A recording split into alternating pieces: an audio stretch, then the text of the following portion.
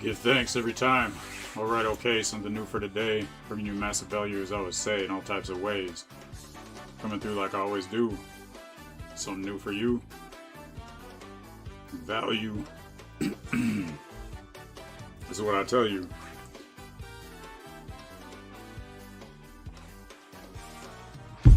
So give thanks for life, give thanks for health and strength, give thanks every time. Give thanks for even the things that seem like they're bad, because it's just all part of the plan. The more people fight you down, the stronger you get. The more people resist, the more you persist. So you know, anyone who tries to make you slow, they're just fighting a losing battle. Keep on moving, keep on cruising, keep on grooving. Get to where you want to be. No matter what people want to see for you, just stay true to the things you got to do. Alright, so getting into the next part of the build, where I left off yesterday. We got the social media personal brand system. Almost done building it. The next step I got to do is basically make it leaner and cleaner. So right now the way it's set up is through JSON data. But this is getting to be a heavier project than like when I first started it. So basically I'm going to switch it to SQLite tables. And this is going to make the project work much better. Basically it's really important to do this right now, because if I wait till later, the more I use this, the more the files will get full, and the more difficult it's going to be to switch it later. So you can look more into this if you want. Look into like JSON data, look into SQLite tables, and updating code, stuff like that, if you want to understand more. Alright, so getting right into it.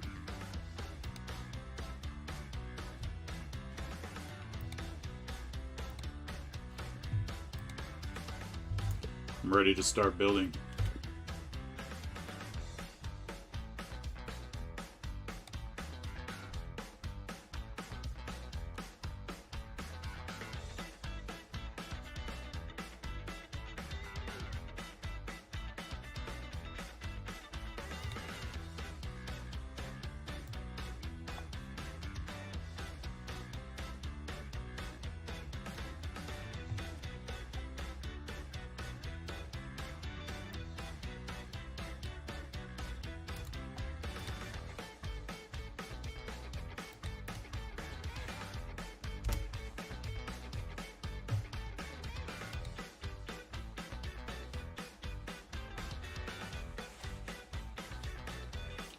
Don't have the max effort set up yet.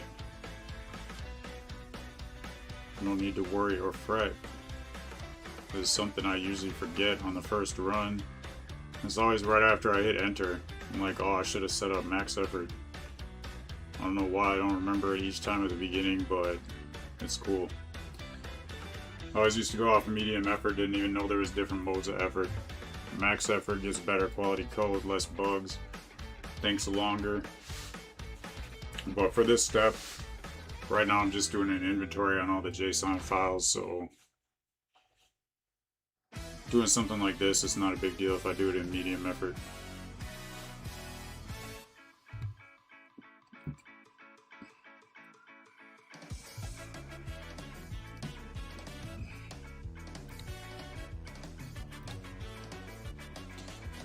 So you know, while I'm in between different prompts while it's building, I'm going to be doing some live research just to take my vibe coding game to the next level.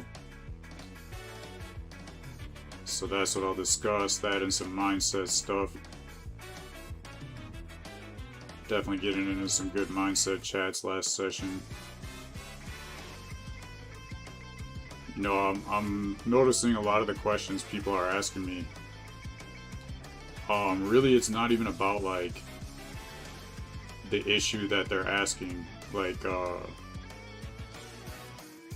that's not the answer. Like, the problem they think it is not even that. It's more about their mindset of the issue they're facing. And what I'm seeing is if people just have like a scarcity mindset for the most part.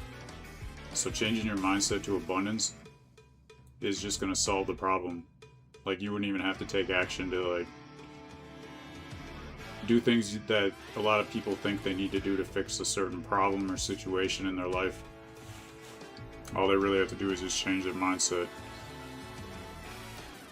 And then everything will work out just fine. So here we go, the inventory for the full story.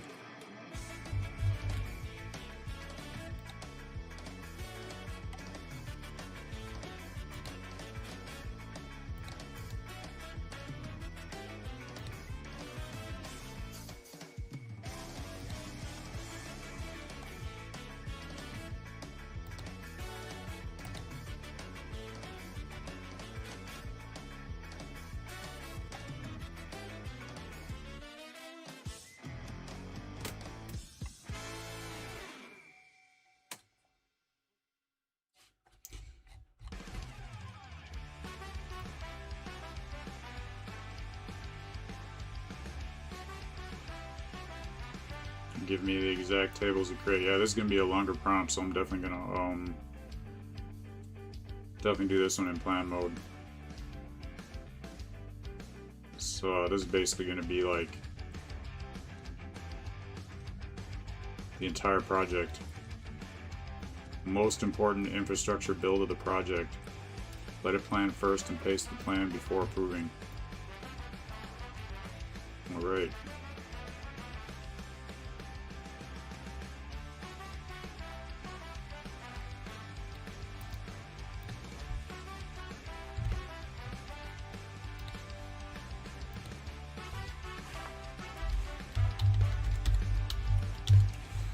Change to max effort and plan mode.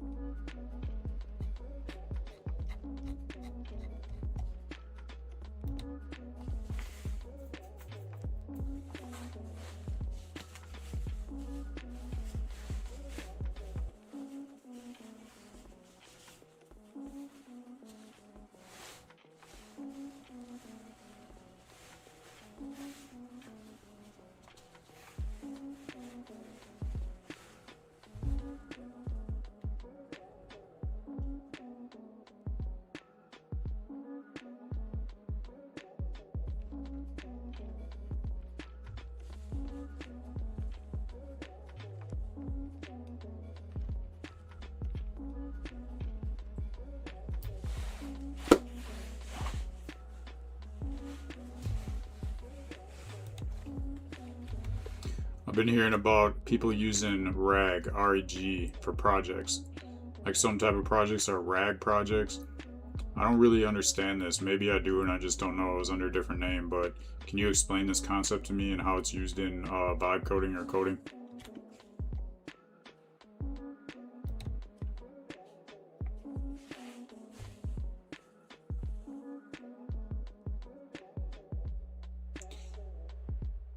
Retrieval augmented generation.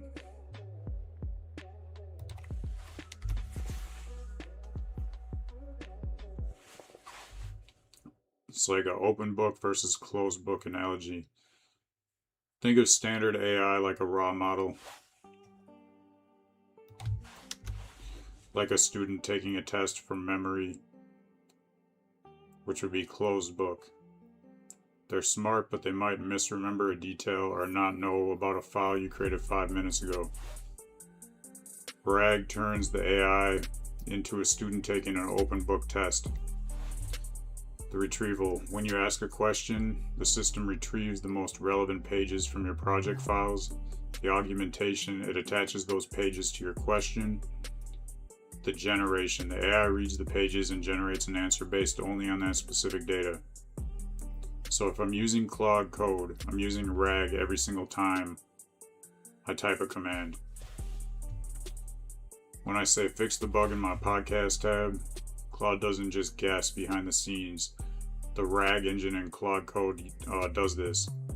So it searches the folder for anything named podcast or tab. Then it retrieves. It finds the distribute podcast tab and your index.html. And it feeds that code into the AI's current brain so it has context. Without RAG, you would have to copy and paste your entire code base into the chat every time you wanted to ask a question. RAG automates that copy pasting by only grabbing the parts that matter. So what is a RAG project?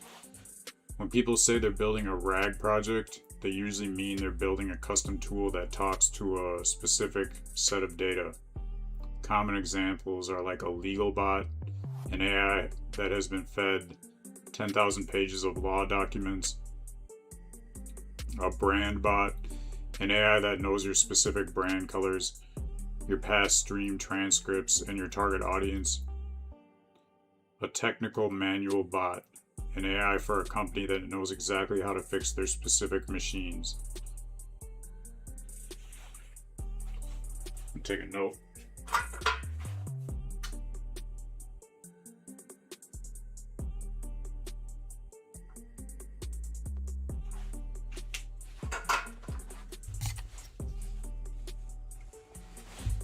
So a technical manual bot, an AI for a company that knows exactly how to fix their specific machines.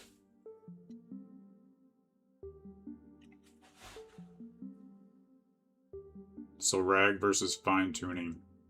People often confuse these two, but they're very different. Fine-tuning is like teaching the AI a new language or a new style.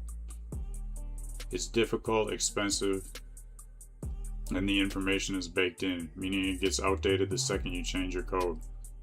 With RAG, this is like giving the AI a search engine. It's much cheaper, faster, and it stays alive. If you update your code, the RAG engine just retrieves the new version of the file instantly.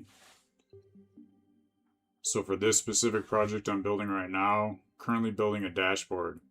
If I wanted to add a AI assistant to the dashboard that could answer questions about your stream history, I would store the stream transcripts in a folder. Use a vector database, the shared notebook we talked about earlier, to index them. When you ask a question, the system retrieves the right transcript snippet and gives it to Claude to read. And right there, that just gave me a good idea. Like, I could add I should add a AI assistant to this dashboard. That would make it even more valuable. That's a really good idea. Okay, take a note on that one too.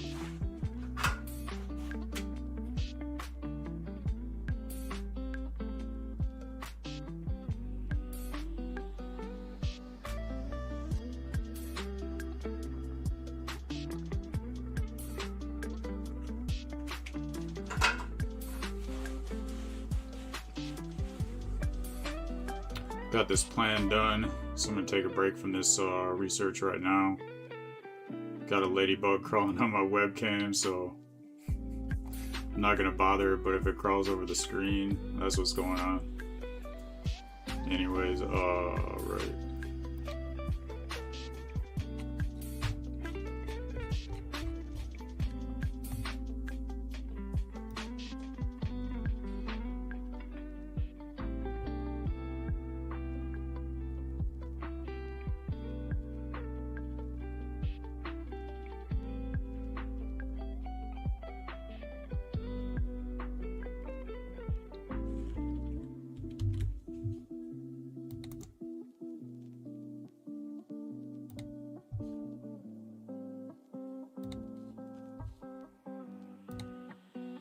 Here is Claude's plan.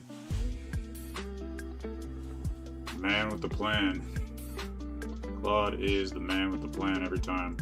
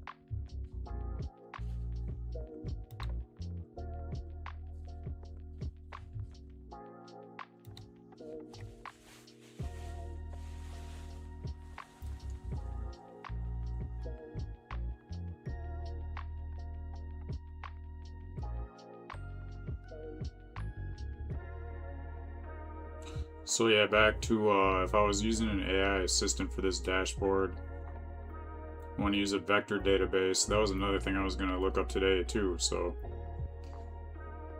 yeah, so many of these things are tied together. I feel like a lot of these things, I use them, I just don't know that I'm using them. And then I hear about them and then I'm like, oh, that's new, but it's something I've actually been doing for a while. So yeah, I'm already a RAG orchestrator because I'm managing how Claude accesses the project files. I'm just letting Claude Code handle the retrieval part so I can focus on the vibe. Yeah, that explains a lot. I didn't realize it was something I was already doing. I saw a YouTube video on it and it seemed like something I'd never done before, like something to implement into Claude Code, but it's like Claude Code already has this. So basically, that gave me a good idea for like an AI assistant. So essentially, like, let's say I wanted to add an AI assistant. I've done it before on like a different project, but like, do I need to tell it to use RAG, or would I just like, you know, start planning to make an AI assistant and it automatically just uses RAG when it needs to for Claude Code?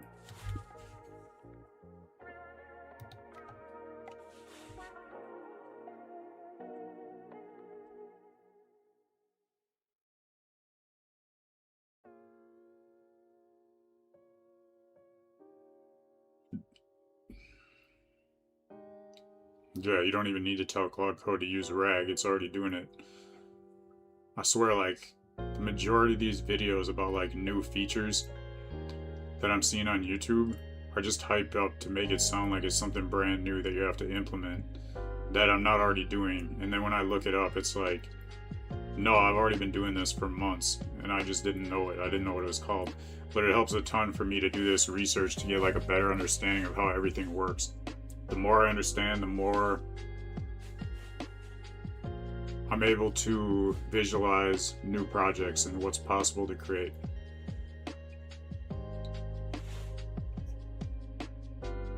So when I'm working in the terminal, Claude Code isn't using a fancy database.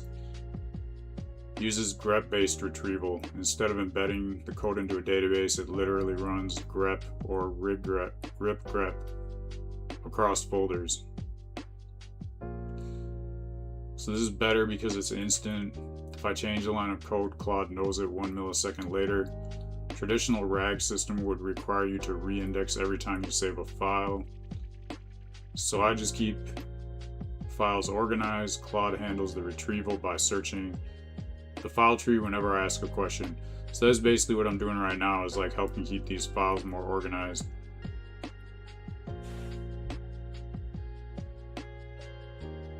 Then there's an assistant RAG for the users. If I want to add a button on the dashboard that says ask the brand assistant, I'm moving into custom RAG territory. So they're giving me like 2 different options. Automatic for like Claude projects. You just upload the stream transcripts and notes to a Claude project in the browser. It's great for internal use or research. You don't have to write any code. Path B, custom, the agent brain way. You write code to connect your dashboard to a vector database like Pinecone or Upstash/Redis. Best if you want your fans' users to ask questions directly on your website.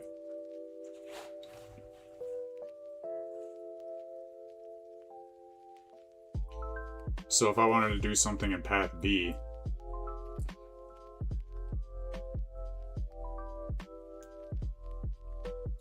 I would just tell Claude, like, I want to add a brand assistant. We need to store the stream transcripts in a vector database so users can search them. Plan a workflow using LangChain or Upstash to retrieve the right transcript snippets when a user asks a question. So we're talking about slamming before. Somebody from the comments told me about like how Claude likes to slam things into the code and makes it so it's not structured very well. If you slam all your data into one giant text file, RAG becomes useless. The AI will retrieve the entire file every time, which is slow and expensive. So to keep the transcripts in small dated files, this allows the RAG system to grab only the specific data the user is asking about.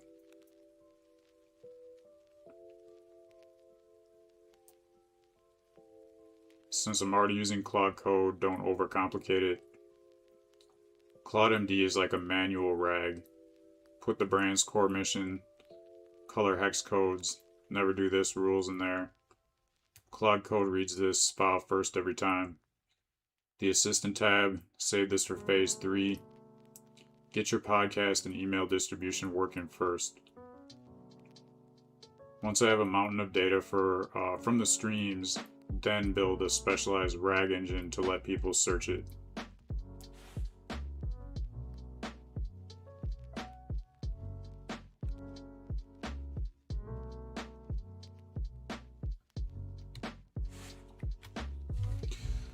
Okay, so before when I did an AI assistant, I don't know. I'm not sure if I used a knowledge base or if it was just a simple chat window. From what I remember, I just pretty much told it, like, you know, in the prompt I gave it to make an assistant to act as like a coach for a specific project. So I'm not sure how it set it up, but that's pretty much all I told it. And like, then I gave it some specific, I guess, kind of guidelines on like certain things.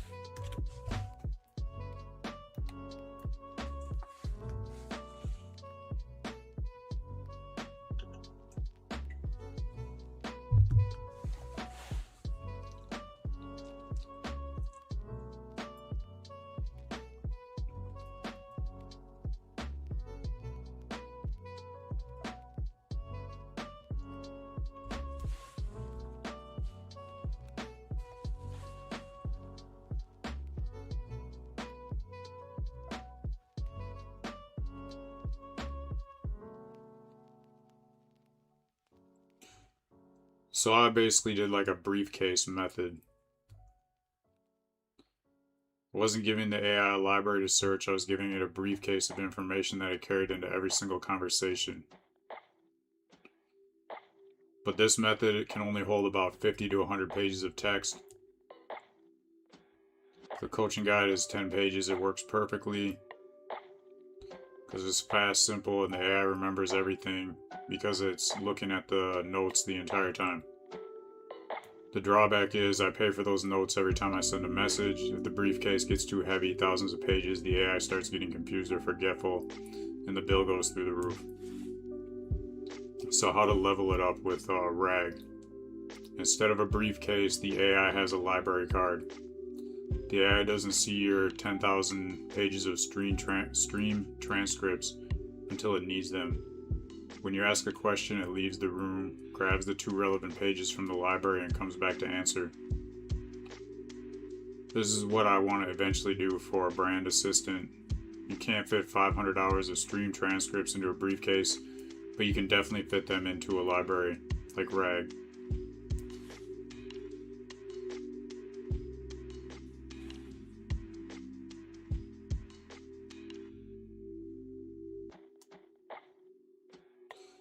So the Claude MD is basically like a briefcase, and the RAG is like a library.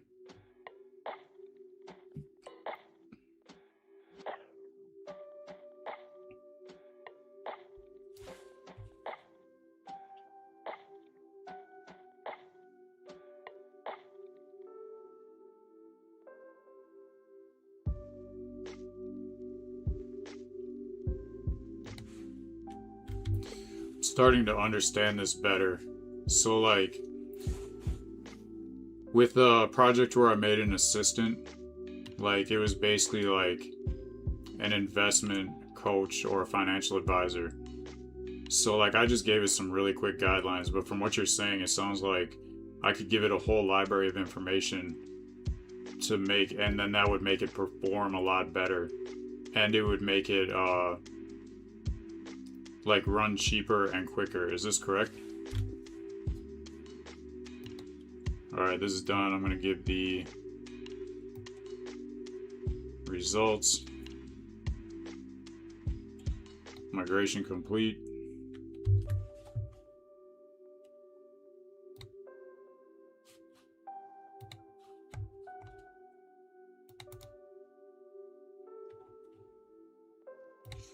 I like how Claude told me this was going to be like a half-day project, and didn't even take a half hour.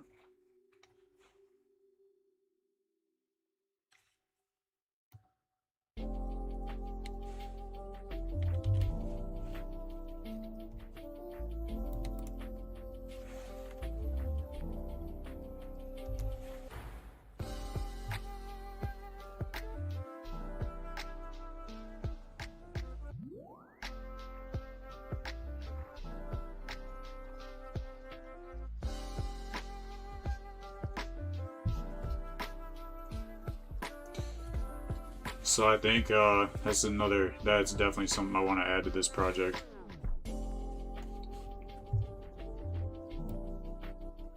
It's like I got some questions I'm not used to seeing when I do a regular push and commit.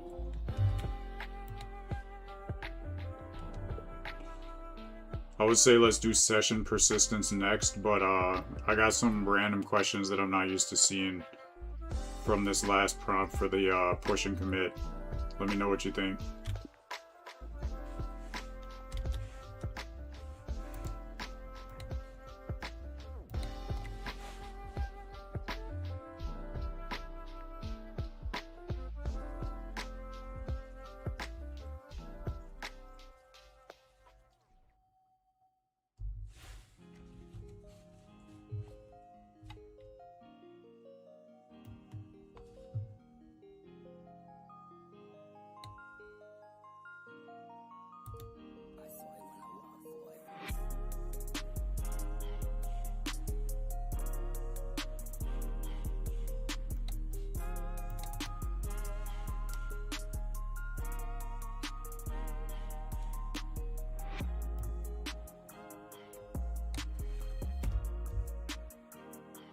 I don't have to give it that prompt. I'll just give it step 3. That's what I want.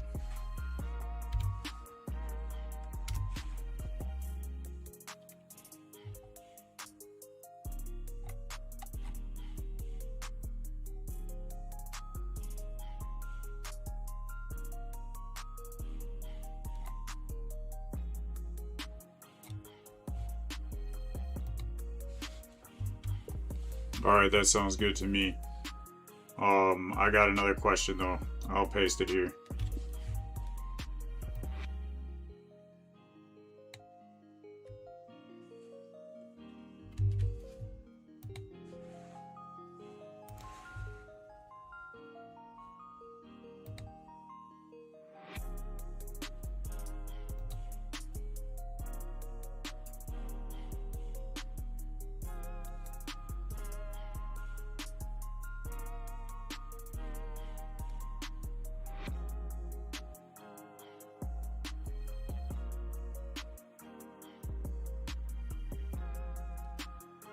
That's super weird. Now I have to push manually from now on. I don't know why that would have changed.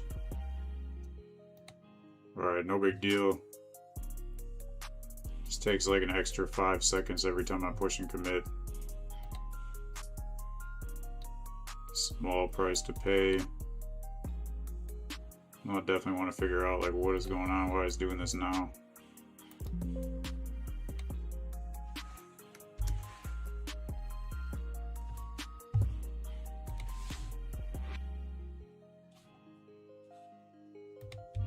I just gave those commands to the PowerShell and it says everything up to date. So basically from what it sounds like is like something changed that from now on I need to manually push and commit each time through the terminal. I don't remember doing that. You know, this whole project I've been building, I've just been able to like, you know, give the prompts to Claude Code and it's been able to push and commit. Do you have any idea what changed, why it's doing that? Is this something to do with the last step that we just did?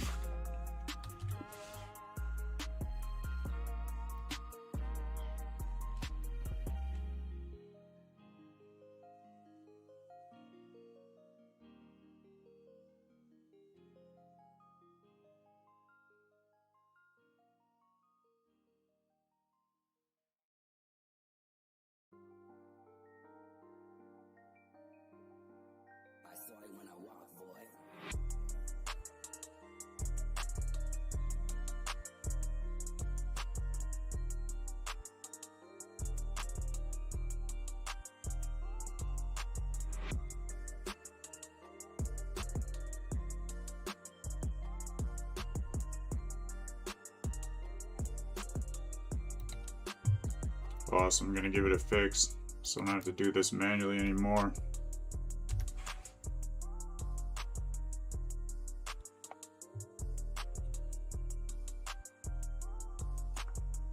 It says it opens a setting file. Oh. Oh.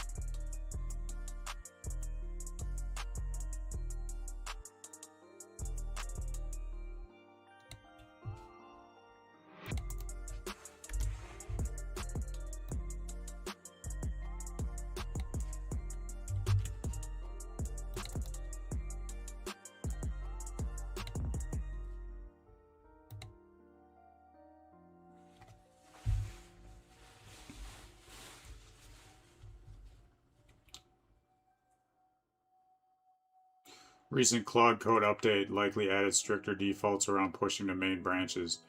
And I did hear that Claude just came out with 4.7. So that would make sense, I think.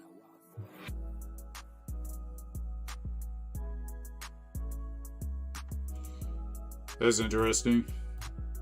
It's like, yeah, I don't think I set that up like that.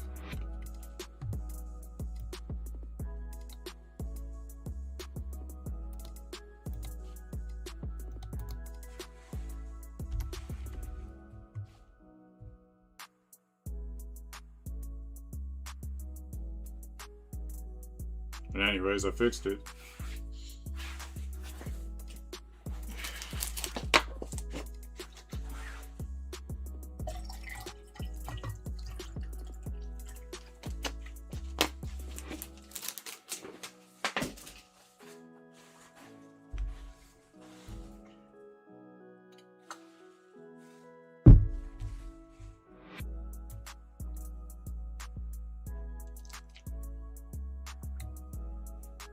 That didn't even work, it looks like. It's still blocking it. I thought I fixed it. I always speak too soon. Vibe coding. Nothing's done until it's done. As soon as I think I got something done, I speak too soon. Turn out to be wrong. Alright, it looks like it's still blocked by the same hook. And I'm going to paste the results here. But basically it sounds like it's something to do with like a new update. I heard Claude Code just came up with a new update, like 4.7 or something. And if that's the case, like no need to override it. I'll just do it manually from now on. It's not a big deal for right now to take the time to fix it.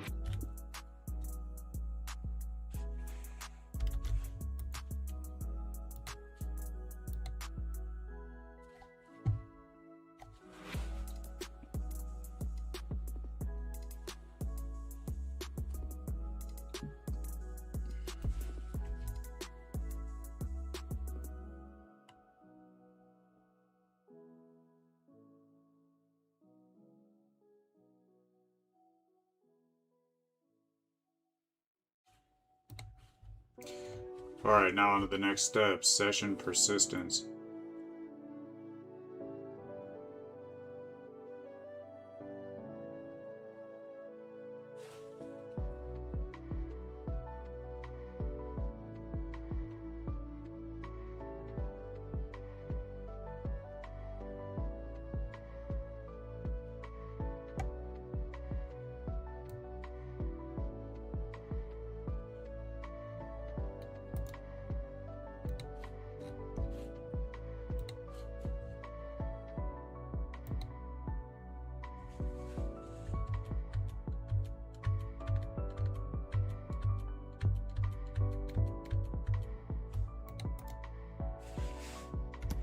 It had me in a mode I'd never seen before called auto mode. So I tried shifting through the modes, but then it didn't come back.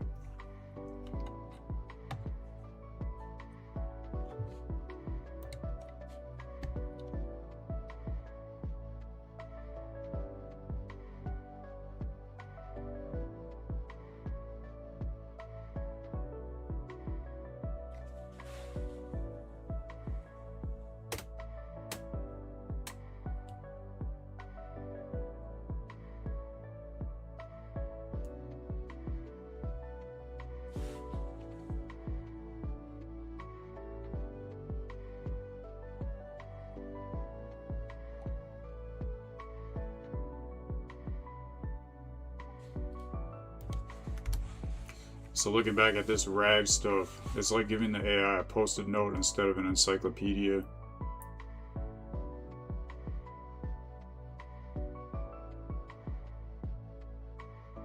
With RAG, you're grounding the AI, saying here's the exact source text for the answer, do not guess, only use this.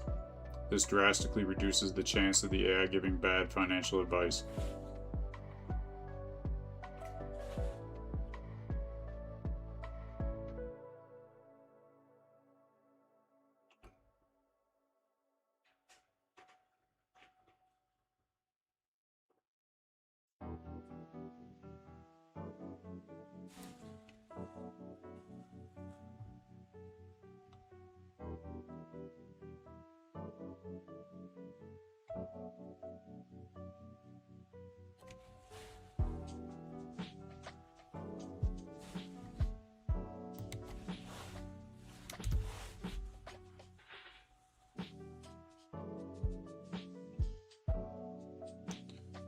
So if you want to turn an assistant into a RAG expert, put all your past stream transcripts and notes into a folder called Knowledge.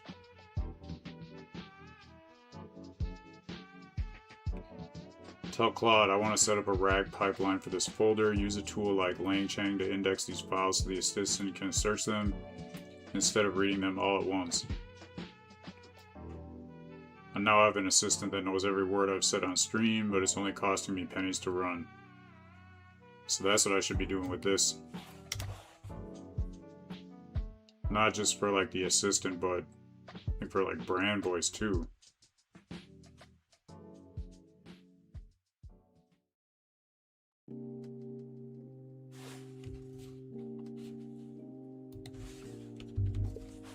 So originally I was thinking about changing a project I had already done with an assistant to make it better by giving it more information. But now I really want to add an assistant to this project I'm working on now for like the for my personal brand. So I want an assistant to help me manage everything and like, you know, use brand voice and stuff like that. So I guess it would make more sense to me to like give it more information so that I can, you know, get my brand voice better than just what's on like a Claude MD file.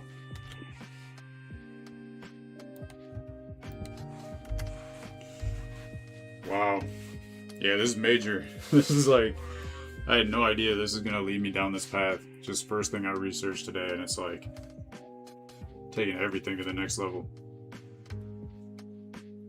This is where you move from AI is helping me to code to AI is part of my brand.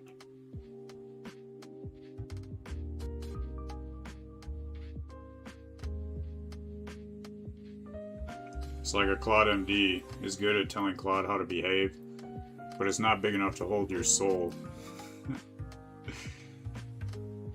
The brand voice. So apparently I'm giving my soul to AI, but I wouldn't look at it like that. I would just look at it like I'm explaining it to my personality. So everything is more like me. But yeah, when the AI says it like that, I'm like, whoa. The AI is trying to collect people's souls now.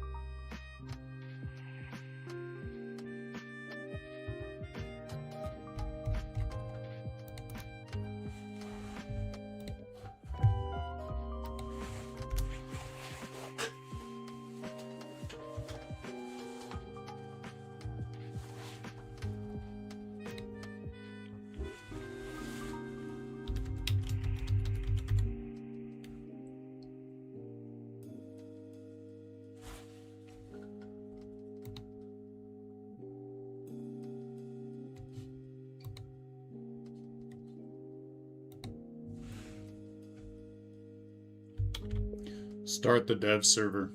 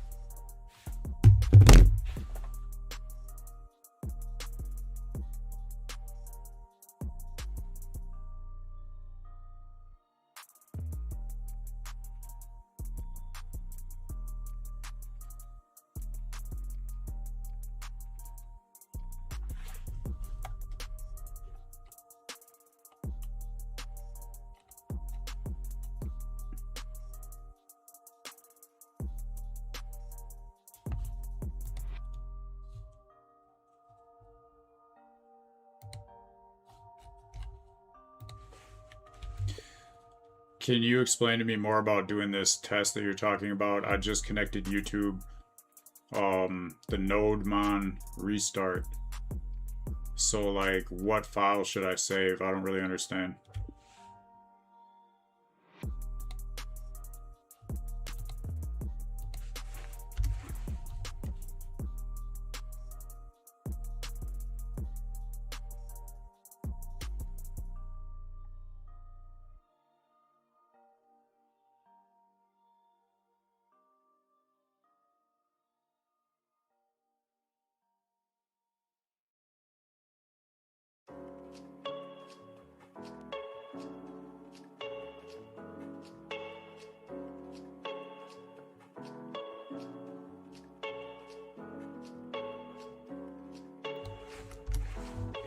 Okay, that makes sense. I got to wait till this is done with this prompt.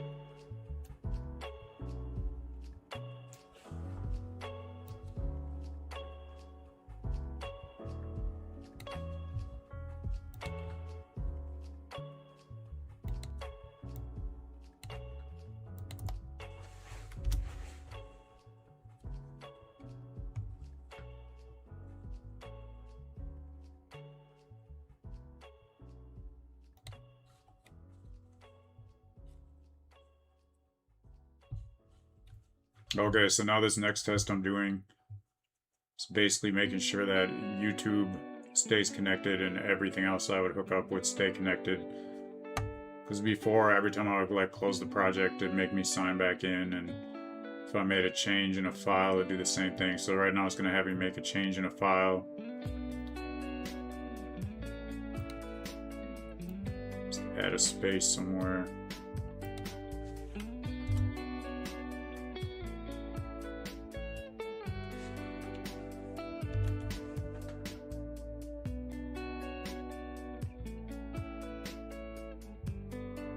Back to the browser, hard refresh. It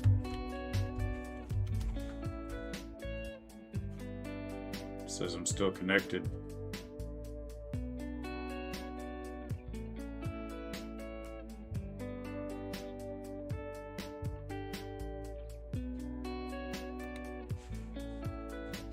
Both the two commits went through, and I did the test steps, and I didn't see when I put in that space and saved it.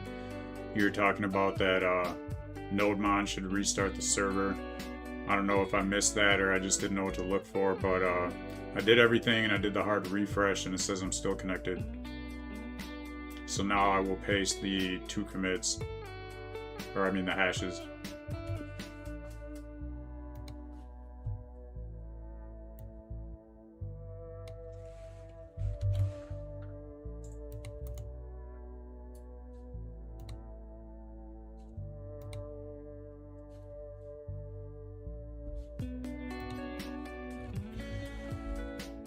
Looking at the chats.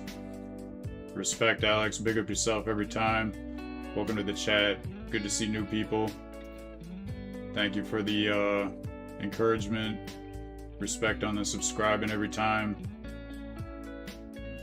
So if you haven't subscribed and you're watching, make sure you do, because I'm always coming to bring new information to you steadily. So what I see is a future in this vibe coding that a lot of people I talk to don't really get yet. And I see that this is like the future of technology. It's just blowing my mind how many new possibilities I'm seeing for building and just making my life better and easier, and less time spent on really meaningless tasks that I used to do. So yeah, there's so much to do, and I'll bring it all to you when I come through almost every day. That's how I'm going to stay till I reach the goal, which is 1 million. Yes, I'm building an app. It is basically a SaaS app, but it's basically just for me because it's for my personal brand. So I'll show you right now. This is mock data. The only thing I've hooked up so far is YouTube. But yeah, so platforms of YouTube, Twitch, TikTok, Instagram, X, LinkedIn, Substack, Discord, and an email list. So also I can take any content like this live stream, and I can just give the URL to this ingestion and the title, have it analyze the stream. It will find clips of what I program it to find. And a lot of this I'm gonna have to like work with. Like right now it's pretty generic, like it's just finding like generic stuff. I need to like dial it in better on what it should find. So it'll find these clips. Oh yeah, sorry, showing you the wrong screen. So okay, like the analytics, here's like the overview. And then for the stream, once I give it that, here's like clips from a quick video I gave it. I can extract the clips, can have captions on if I want. Can do it in regular or short form, but short form needs some work because it's cutting the wrong part of the screen. So then like I have content ideas that I can get based off of analytics from different platforms. It'll recommend titles, or I can come up with my own title, which will automatically fill in the information it needs to create the thumbnails. And I've got it so it has like a library of different pictures, and still working on the prompts to make it better, and the text. But yeah, most of the stuff I'm like building the main features, and then as I use it I'll make it better. Got description, tags generator, YouTube Shorts description generator, community post, community growth. Got the email newsletter generator. And I'm also researching on how to train it better, so it's like using my brand voice more accurately. And that's just going to be over time to dial it in, because this is definitely a skill. As someone, I used to write books, and I used to hire people to write books and give them information, like I was running a publishing company. So I've been working with AI a lot before I even found Claude Code, about like how to make it, you know, write the way I want it to write. So that'll be like kind of a skill that I'll put into this after I'm done. Respect, thank you. Yeah, I was trying to make something new. So this, like, I would just be using this for myself, but like even last stream, people were talking about, you know, I should sell this, that people would want to buy this. But this is definitely nowhere near close enough to where I'd be like, feel like it should be sold. Like I have a lot of improvements to make to it first, but that's what I'm working on right now. So let's see. Moving to the next part of the build. Got the hook specialist skill. Let's do the hook specialist skill next. I know there were definitely like multiple skills that I wanted to add, but let's start with this one.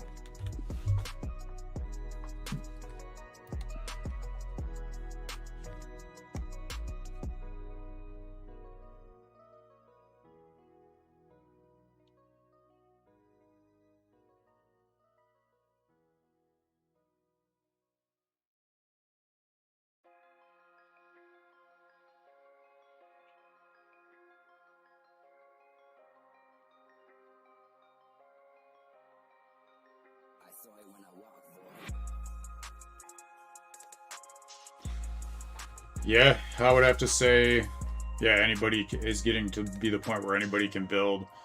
I would say that it's not easy. It's easy to build easy things, I think, is a better way, the way I would understand it. And if you want to build something that's like really complex, it's not that easy, in my opinion, unless you already like, you're already a good developer. Otherwise, I think there's definitely a learning curve to get there. But like you say, distribution and marketing is really the key, because without it, how are people going to see? Because everybody can make apps now, so now the market gets flooded with 100 times more apps. Makes it even harder to stand out. So yeah, that's marketing. I'm an entrepreneur. That's what I'm all about.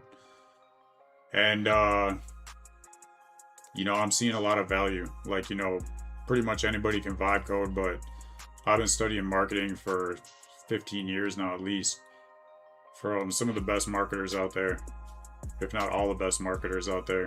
But yeah, I think that's a lot of value I can provide on this channel.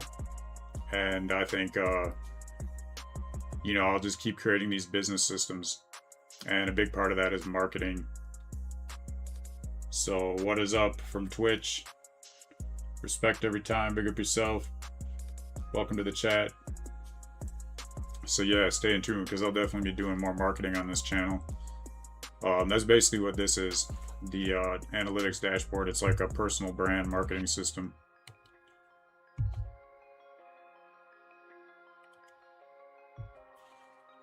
Can I check your website? Yeah, just not gonna be able to check it right now because I'm on the stream. But yeah, I'll definitely check it out later. So yeah, what does your website do? Like, what should I be looking for? What kind of if you come back to ask me about it, what kind of advice are you looking for on that site? What does it do? What do you want to know about it? What kind of information are you trying to get from me checking it out? It's for your enterprise.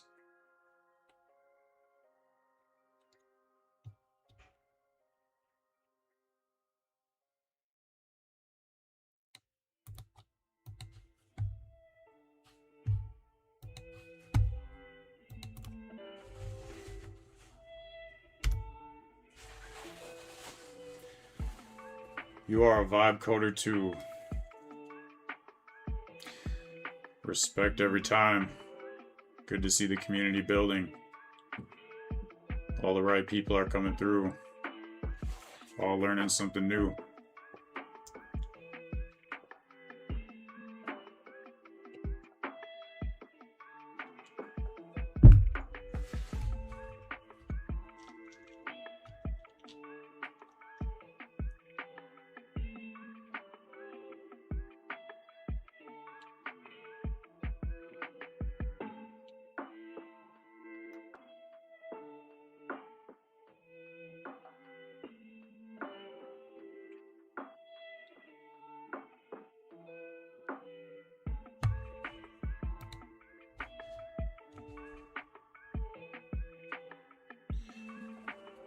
Why am I not smiling?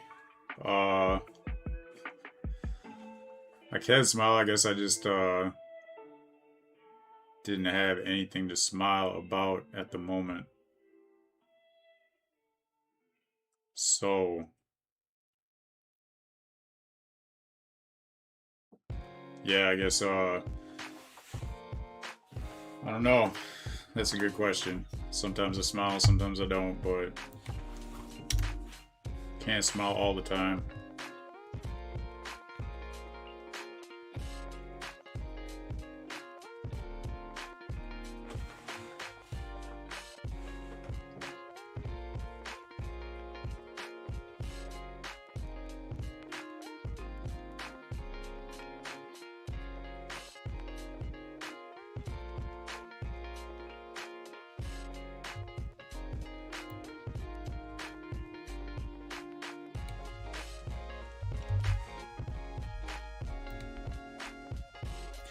What do I do for a living right now? just entrepreneur stuff. Started many businesses. Most of my income comes from books that I created, investing,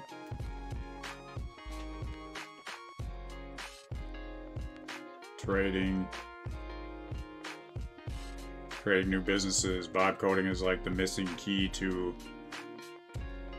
all the business ideas that I had that I was never able to do because of time and budget for like hiring, engineering, developers, stuff like that. So yeah, I'm very thankful, very grateful that this technology is here and it keeps getting better.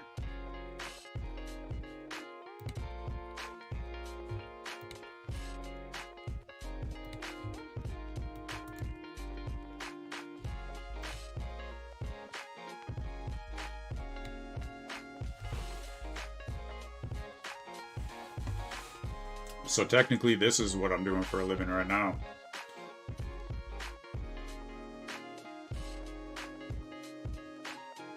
Because I don't really write books anymore. Well, I have AI help me write books sometimes, but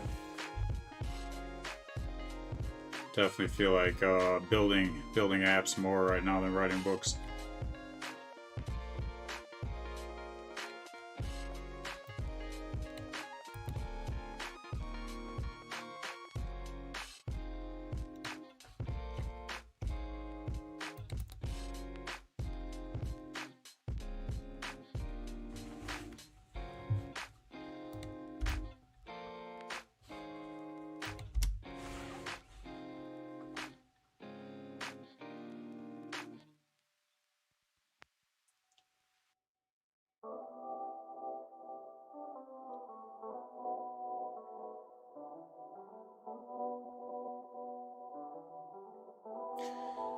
Yeah, it's a good thing though. Good thing to remember. So many things in life to smile about.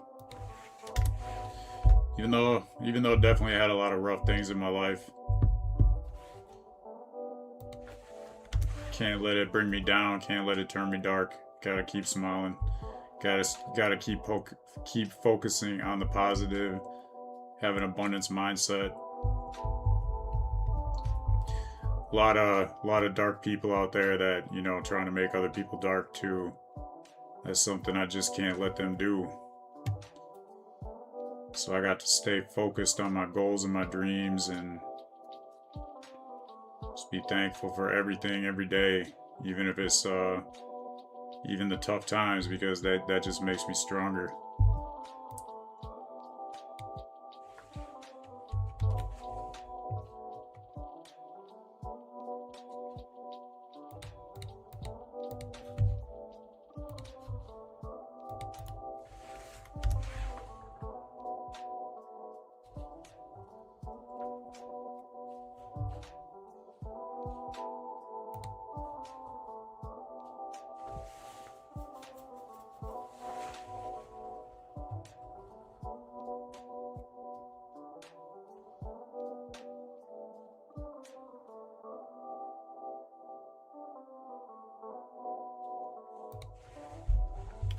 Yes, I'm ready for the next skill, the platform content formatter skill.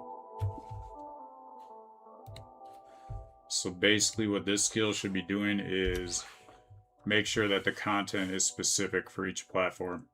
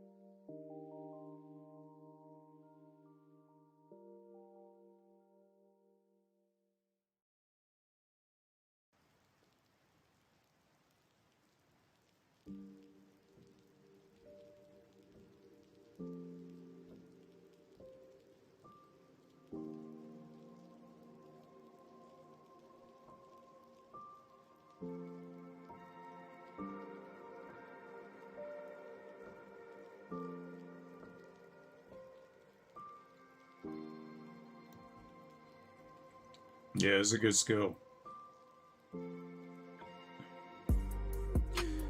So if you've ever done marketing on social media, what you will find is that different things work on different platforms. You could talk about the same topic across different platforms, but if you post it the exact same way, some of it will probably like do very well, and some of it won't do very well at all. A lot of it to do for this system is going to be analytics. Not just analytics on like how my previous content has been performing, but analytics on like what current content is performing well in each platform. So the goal is to find out what's doing well on each different platform and tailor the content for that specific platform.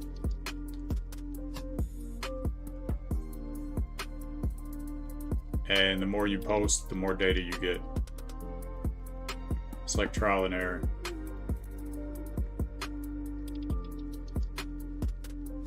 After you build up a following, start getting really successful content, then you have data that you can use for paid ads, paid content. Because essentially, like the way most people have been doing paid ads, you know, even if you look back at like commercials before there was like marketing tools on the internet, stuff like that, you know, people would just get an idea and they would test it. You know, people would just get an idea and they would like pay for it through paid ads, and then they'd find the ads that work best and then just keep running them. But it can save a lot of money doing tests on social. Find out what works there and then turn those into paid ads.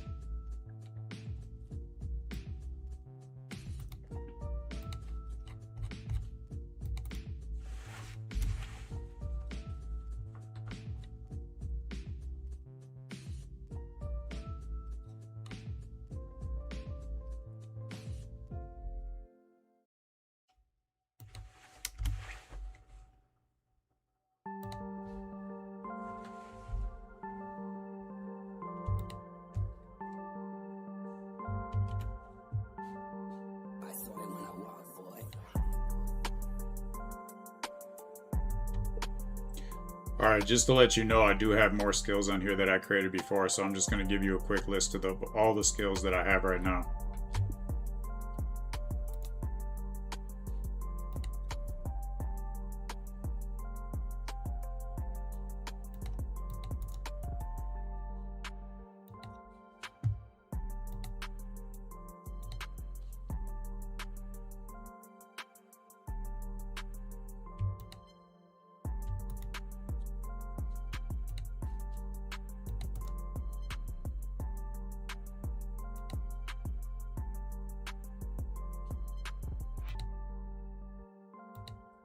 Not let me paste them for some reason, so just skip that prompt. It's not a big deal.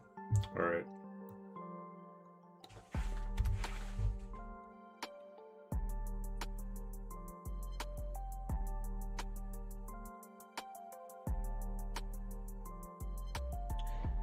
Collaboration CRM.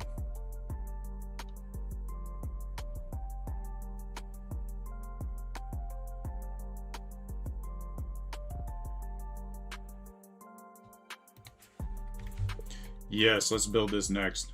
Sounds good to me.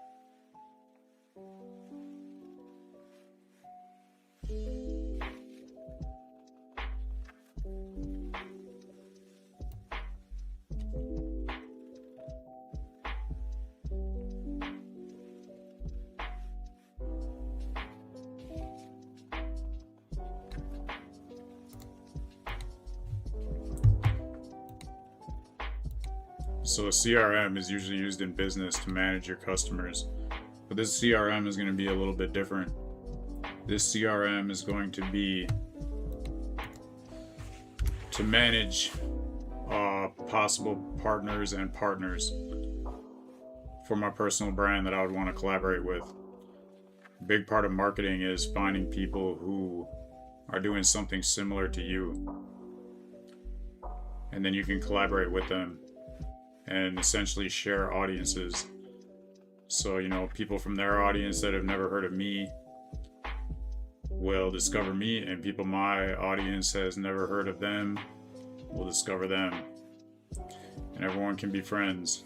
So yeah, that's how it goes with a lot of marketing is finding new, like after you already establish your target market and you've already gone through, then you can find like other target markets that are very similar that would also benefit from what you're selling, I guess, product or service. And a good way to do that is find people to collaborate with that already have the other audiences that you have. So another way to look at this could be like affiliate marketing.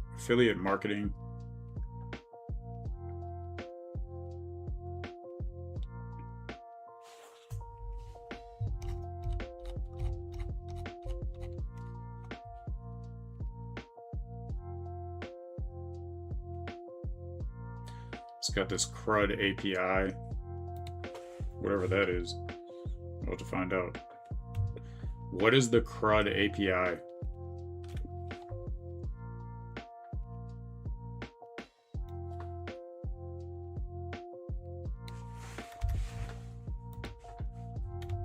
What is the CRUD API?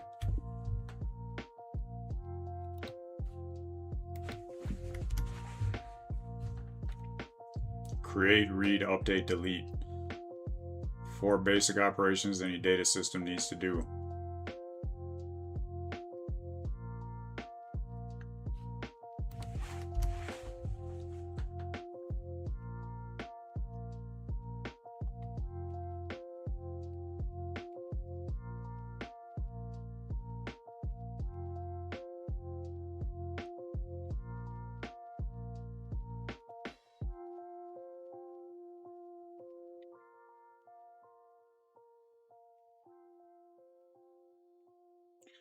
Just the industry term for a complete data management system.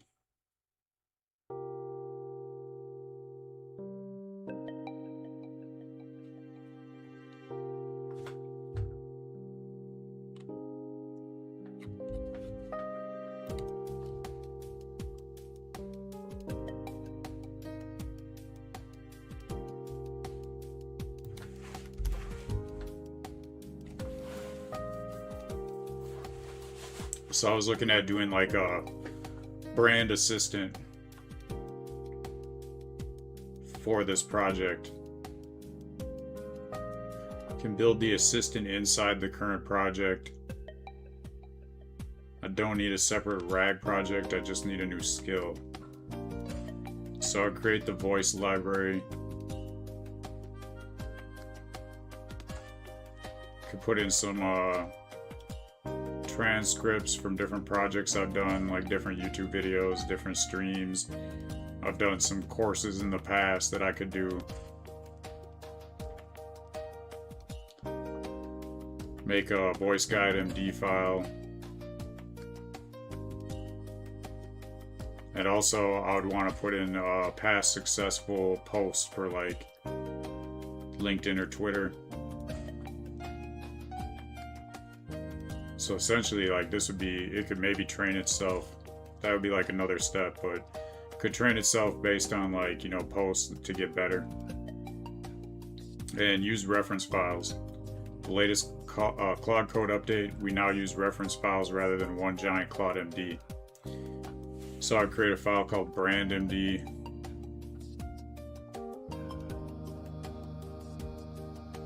So I think I might have already done.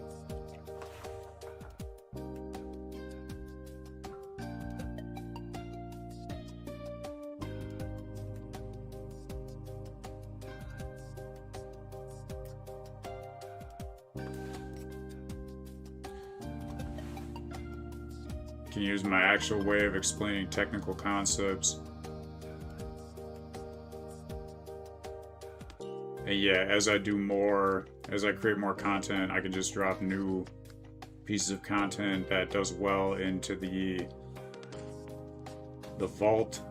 The assistant gets smarter and becomes more like me without having to update a single line of code. So this is major because, like, if I put that much information into the code, the project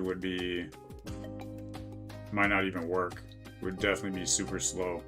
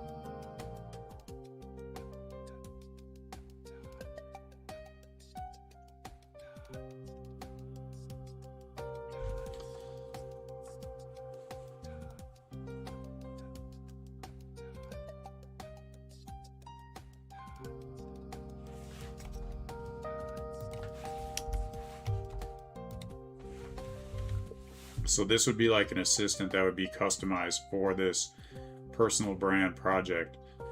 And basically, from what sounds like what you're saying is, the more content I create, the more information that I can feed it, and the better it's going to get over time at having my correct voice and brand voice.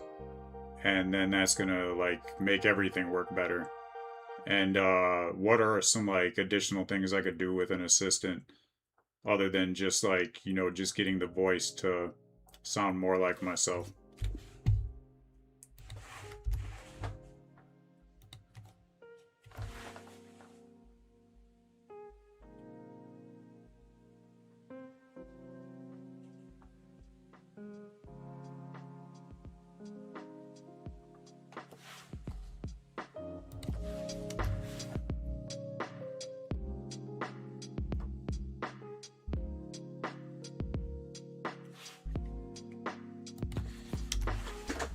As I give it more data, it shifts from being a writer to being a chief of staff. Call the move from generative AI of making things to agentic AI of doing things.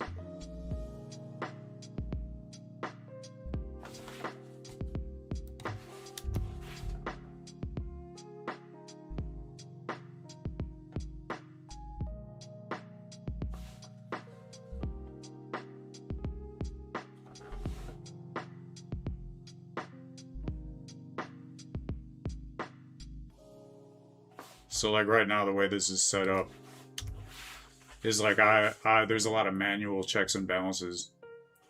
And the better I get this, the more tuned in I get this, the less I need to do that manual stuff. Like I'll definitely always want to keep it to where like I review something before it gets posted. But it should just get better and better to where this system is like running itself for everything except me just checking the post. And that's another thing I've learned about these bot coding projects is like a lot of these are really easy to make. But when you make them, there's still a lot of things that you can make better. And that just takes time from using it and improving it.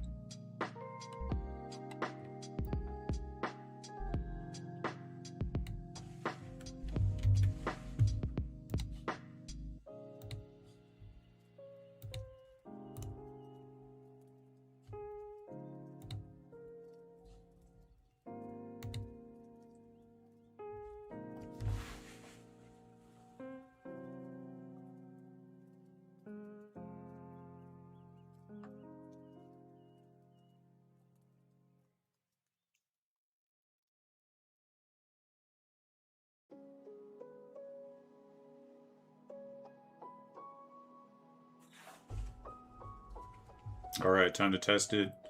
Feature I just built.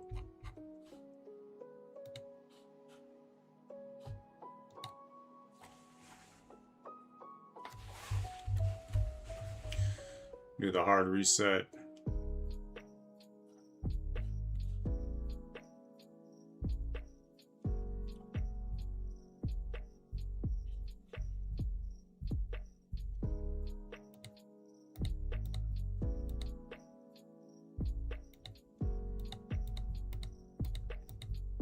There is no collab CRM.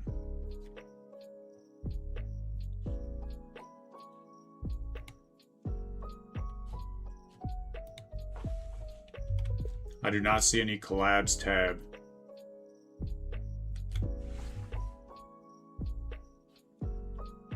No.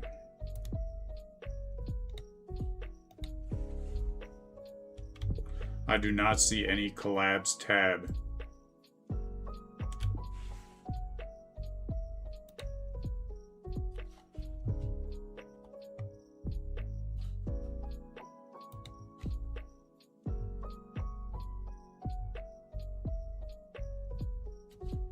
Says I should have done a hard refresh, but I did. Try it again. Maybe it just didn't upload yet. Yeah, nothing like that. Okay.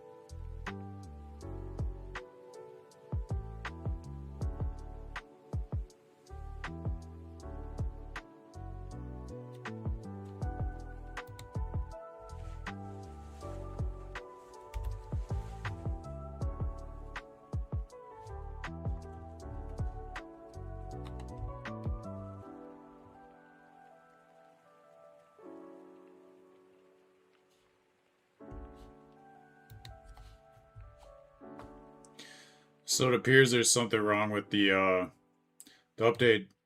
This last thing is not working. The last feature I made on the site. And I think it's because of the first thing I did with that kind of like a refactor. So it's saying that HTML files are not cached, which it's saying like just go to the incognito window, but I'm going to need to figure that out because I don't want to always have to use this project on an incognito window every time I use it.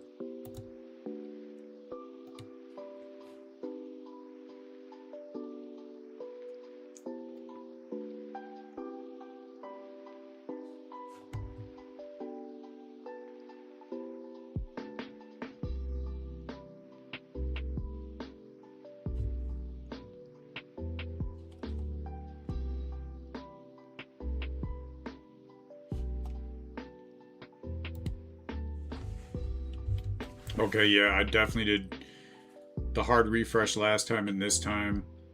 And when I do, like, there's like a lag for a second where the screen turns white before it starts up again. It wasn't doing that before. Basically, you're telling me to force clear the cache. I went in F12 and opened the dev tools. And you're telling me right click the browser refresh button. But I do not see that in the dev tools. I see a bunch of different failed to load messages and stuff like that, failed to fetch. I could copy and paste those to you, or else just let me know what you think I should do.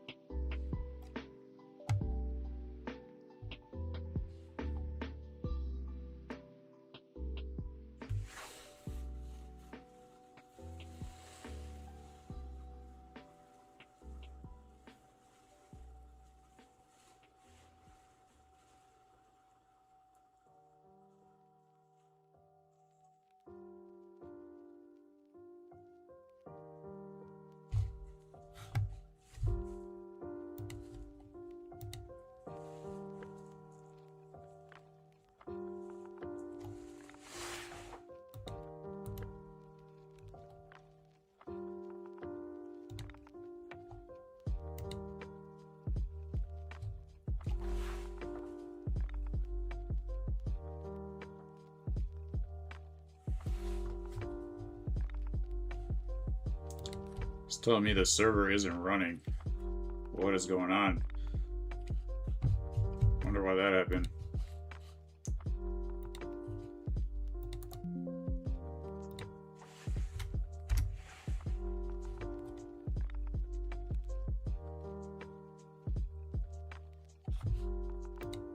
Go back and hard refresh. Okay, now it's there. That was weird. I've never had that error happen before. I don't know if that's the new Claude Code update, but fixed it and I figured it out.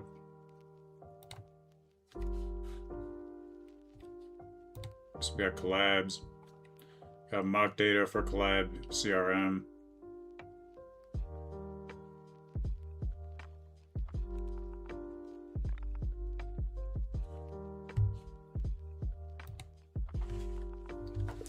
Alright, well now it's working.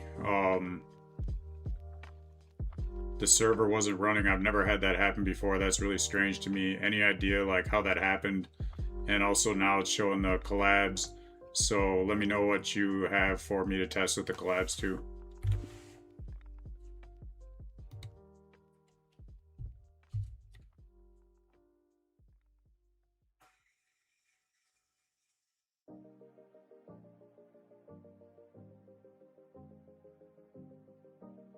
They're saying it could be a lot of things, but maybe a syntax error most likely, but it's saying it's not a big deal. It happens from time to time.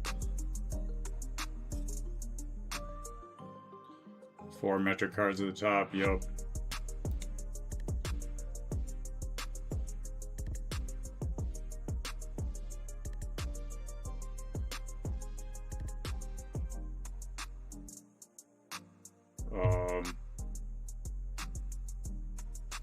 Thought they meant these cards, but they're talking about these pills, I guess, so.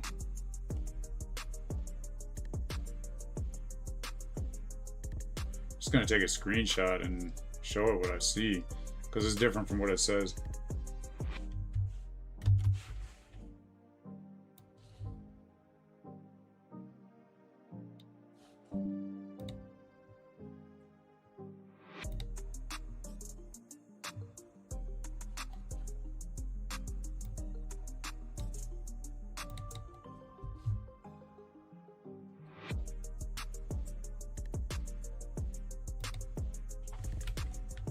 Alright, this is the first time where things are not laid out the way you thought they would be laid out for this project.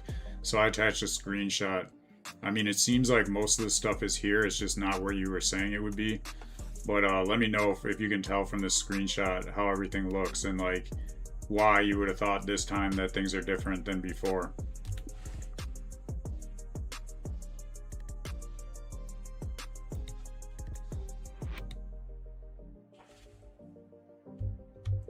Okay, things are not where you said they would be, but it seems like most of them are there, so I attached a screenshot. Take a look at this screenshot, let me know if everything looks good how it's supposed to be. What? It's just copying and pasting the screenshot when I'm trying to give it text, so sometimes, some days, technology is just changes on me. What always worked before just stops working. I don't know if it's what's going on, but I'll fix it. Can you hear me now?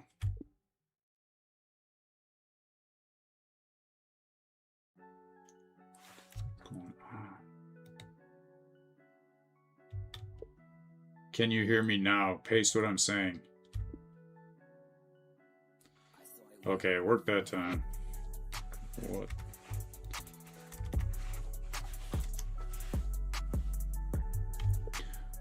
Okay, so this is the first time on this project where everything where you said it would be is not where you said it would be.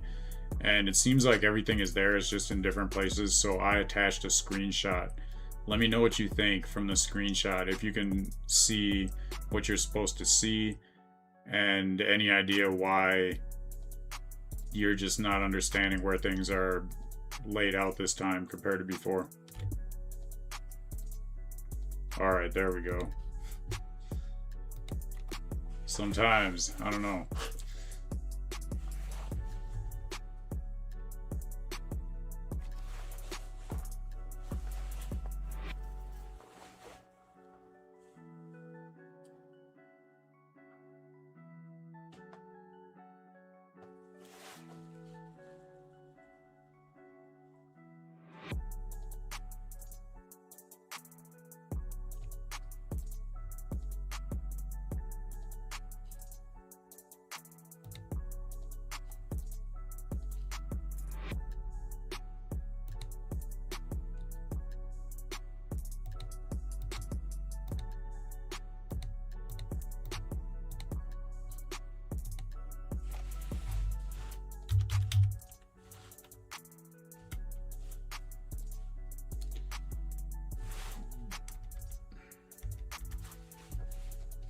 Click add partner.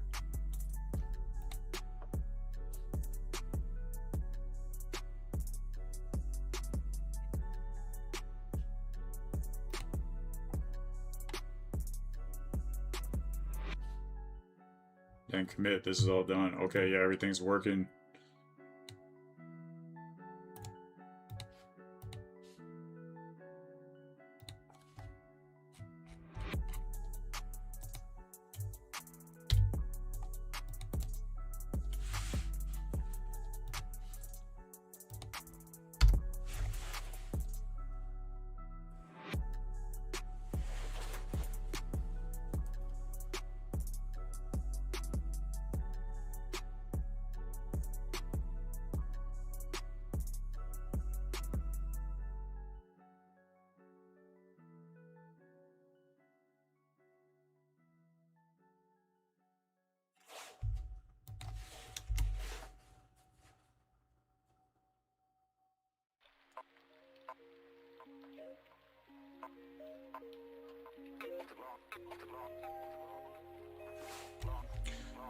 What do I think of it overall?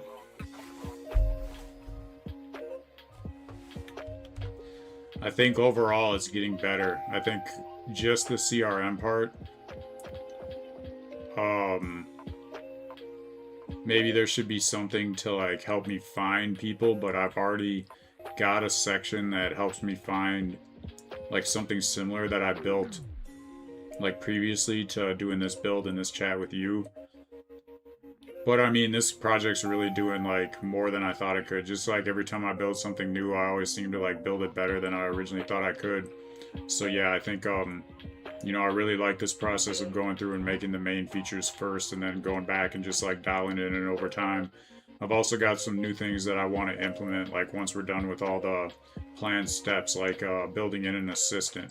I was just doing some research on that and using some kind of library for information to train it on instead of like just skills, because from what I understand, the library would be better for like the code to make it leaner and everything run quicker. So I don't need to get too much into that now. Just remember that I brought that up so we can look at adding that towards the end of the build, or when we're done with building all the original stuff that we had planned from the start.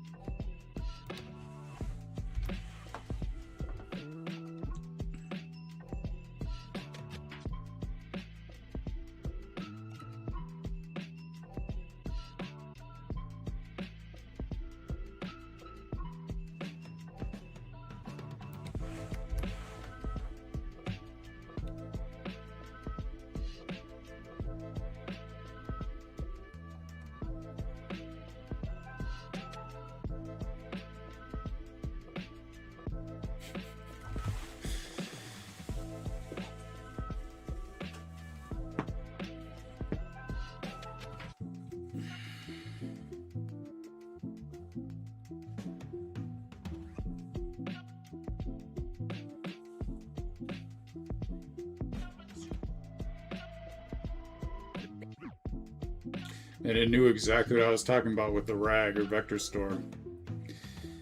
Can't make this stuff up. It's like every day, like I'm just like the first like new feature that I learn about that shows up in my like feed for doing research is like the best thing that I need for my project.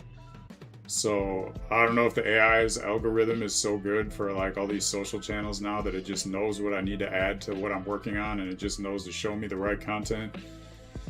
But I can't make it up. It's like every day I just keep getting better and better at this with like the right things at the right time, and it's like I know I'm on the right path. This is when you're doing a business and you know you're doing the right thing, and anything in life really. If it feels good and like everything just flows, and you know it's like a path of least resistance.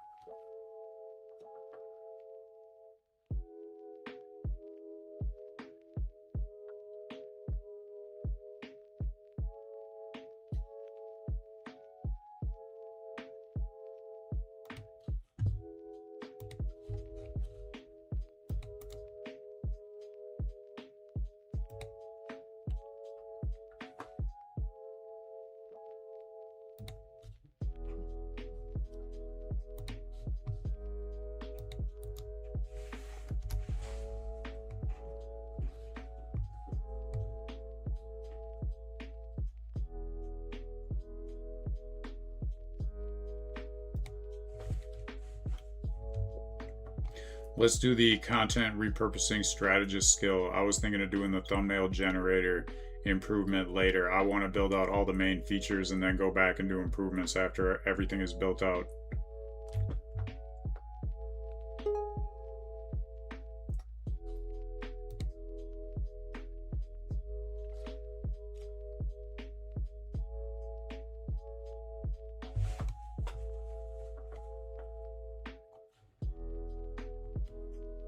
I'm to stand up.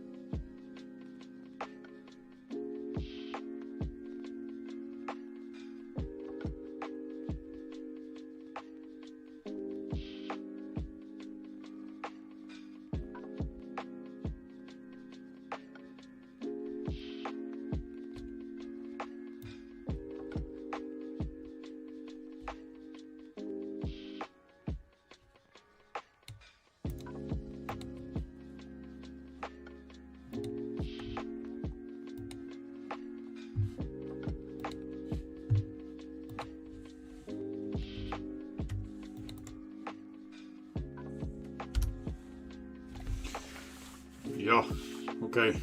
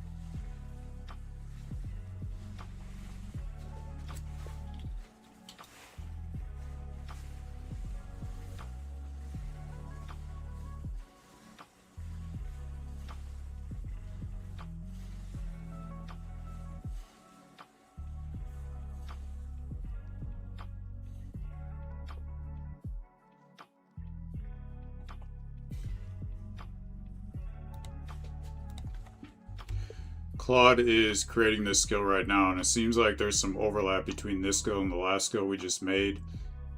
Claude is noticing that, and then talking about like how it's going to use this skill compared to the last one.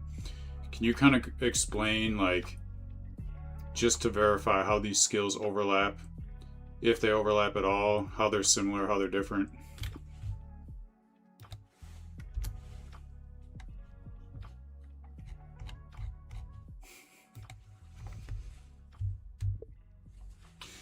Claude is building this skill. It's letting me know that it's kind of confused because it's like very similar to the last skill we just built.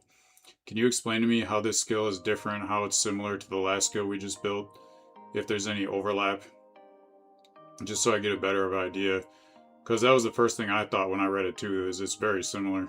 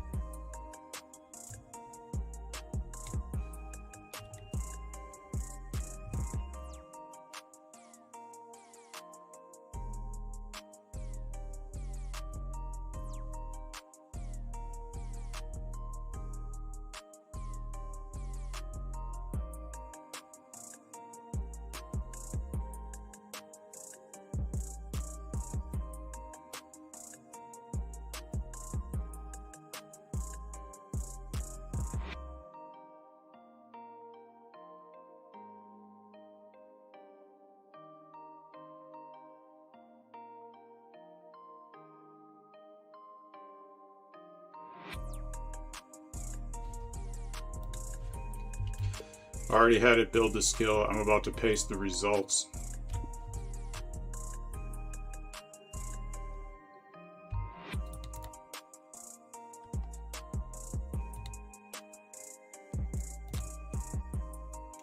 So if you're just tuning in, you know it's time to win. Working on the personal brand dashboard, personal brand marketing.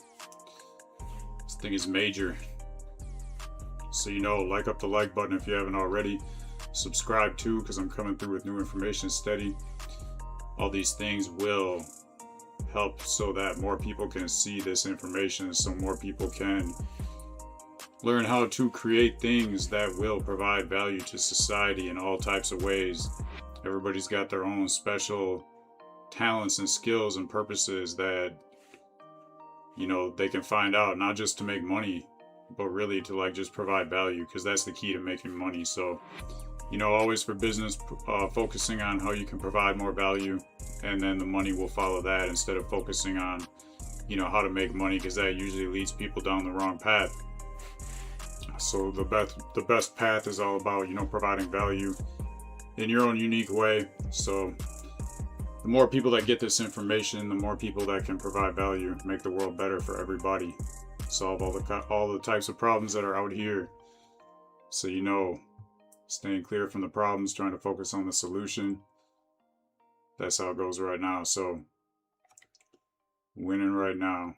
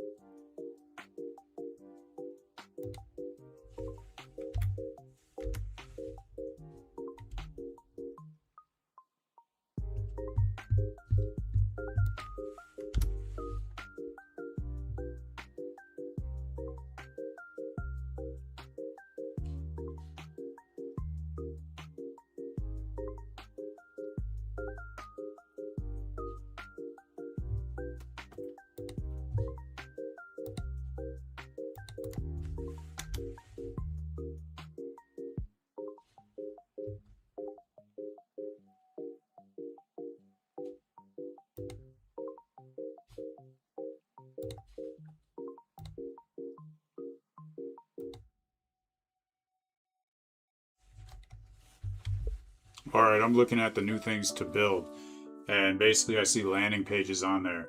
So I don't have an offer yet. I have some ideas of what I would be offering through my personal brand, but I'm not sure. So let me know about like this landing page feature, I guess, and just give me kind of a rundown of what it would do, what it would be capable of.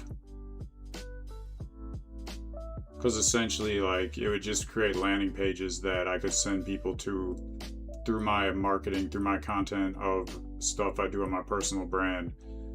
But I'm like more looking into like what is possible with the landing pages.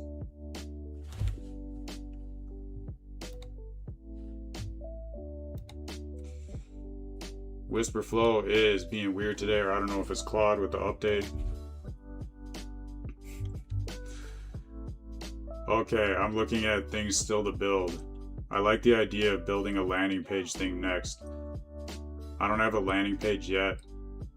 I mean, I don't have an offer yet. I have some ideas, but I'm wondering, like, can you give me a rundown on what this landing page feature would include? Why is it doing this today?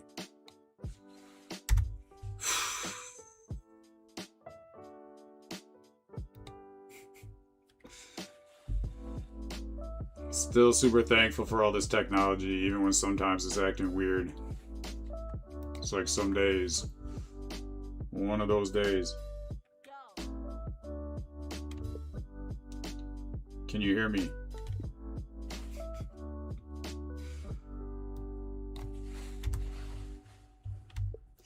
Looking at still to build. I like the idea of the landing pages. I don't have an offer yet. I have some ideas for offers. Basically, I'm wondering what this feature would include. Like what is possible to build for this landing page feature? What do you recommend? And then it just randomly works. So yeah, whisper flow commands. The command button that it's like, or actually multiple buttons that I have to click for whisper flow with Claude Code. They have like very similar command buttons for doing other things. And I don't know why it does it only sometimes and not all the time, but I mean, it's really with like the capability I have right now and like all the power that I have with AI, I just get in these flows where like everything goes smooth for a while, and then something like that just seems like a huge burden. But when I think about just like a year or 2 years ago, what was possible compared to now, like I should just be thankful for everything, because you know, things like that'll happen. Just learn from it each time. Jake, are you saying you're not impressed with Claude 4.7 because that's, so far I have not seen any features that are new that have been helping. They've only made changes that have been making things not run as smoothly as they used to run before. So yeah, if that's what you're saying, that you're not impressed with it, I would have to say the same thing. And maybe there's just more to it that I have not come across yet that is like valuable, but so far all it's been is just a lot of random problems today that have been not popping up before. And after trying a few fixes, it always seems to come down to, yeah, it's probably a new update that's causing this. Oh, so you're saying that it's taking up more of your usage, like your tokens and stuff. I would not be surprised. I didn't look into, I'm actually going to look into that now. I want to look into now more of what this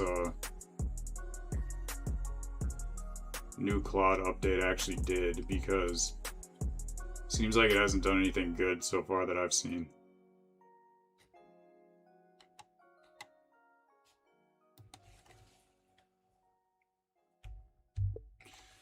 So I just found out Claude Code just came out with a 4.7 update. Can you explain to me what this update does? Because right now I haven't seen anything good. I've only seen it like causing problems that weren't there before.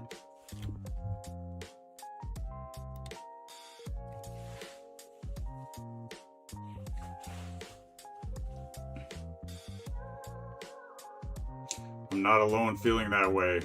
Yes, I just learned this. One of the most polarizing releases Anthropic ever dropped.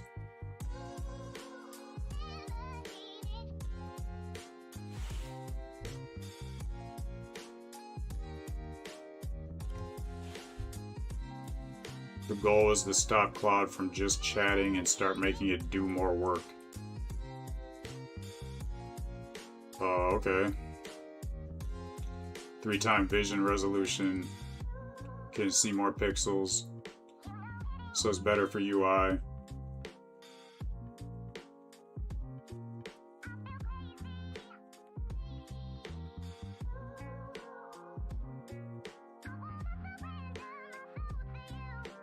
So yeah, Codex is there too. That's good to remember. Am I Eli, the computer guy? Well, that's a good nickname. But no, my name is Nate. Nate, the computer. I don't know what rhymes with Nate for that. Nate the computer great. That is I, Nate the computer great. Jake, you think you're gonna cancel your Claude? No doubt, I don't blame you. Just for better vision resolution, literal instruction following. They tighten the brain, follows your prompts much more strictly now. I mean, I feel like it did all these things already. Self-verification. Before it gives you code, it's designed to run a mental check to see if it actually works. 1 million context window. I thought I already had that too. Why it's bad. What is causing problems? Regressions that are driving power users crazy. The preachiness bug. Users are reporting it's more likely to lecture you or give unsolicited moral safety commentary instead of just writing the code. Instruction ignorance. It's ignoring custom instructions more often than 4.6. The lazy factor. There's a new adaptive thinking mode to save compute. The model sometimes decides a task is easy and gives low effort answers that's full of bugs. Yeah, these are all way worse than the benefits. Token inflation. There we go. 4.7 uses a new tokenizer. This means the exact same piece of code now costs 1 to 1.35 more tokens than it did yesterday. You're effectively paying 35% more for the same amount of text. So that seems to be the only change that I've noticed that you've noticed. I haven't noticed any of these other changes other than it, like the safety thing. I can't do things that I was easily able to do before after you do it through the terminal. UI ghosting in the desktop app. The new high contrast redesign is causing flickering for some users. It was doing that yesterday with the new bar, and I had to like disable it. So yeah, everything is bad. Everything is really bad with Claude. I don't like that. But I mean, yeah, at least we still got other options. So am I building a SaaS? Basically, I'm building a SaaS for marketing my personal brand. So it's basically a SaaS that only I'm using. But essentially, like after I get this like dialed in and built out, I guess I could, you know, build like custom versions for anybody.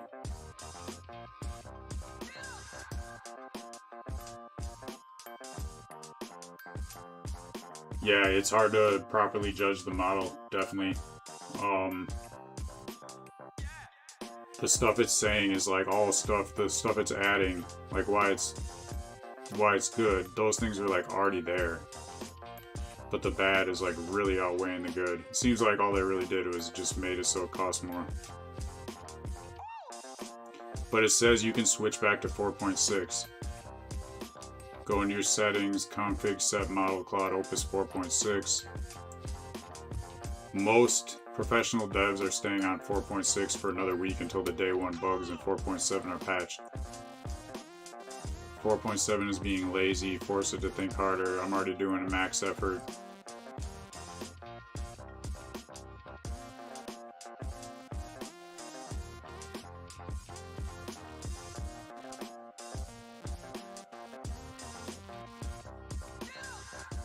Yeah, that's too bad. But at least I can scroll back to 4.6.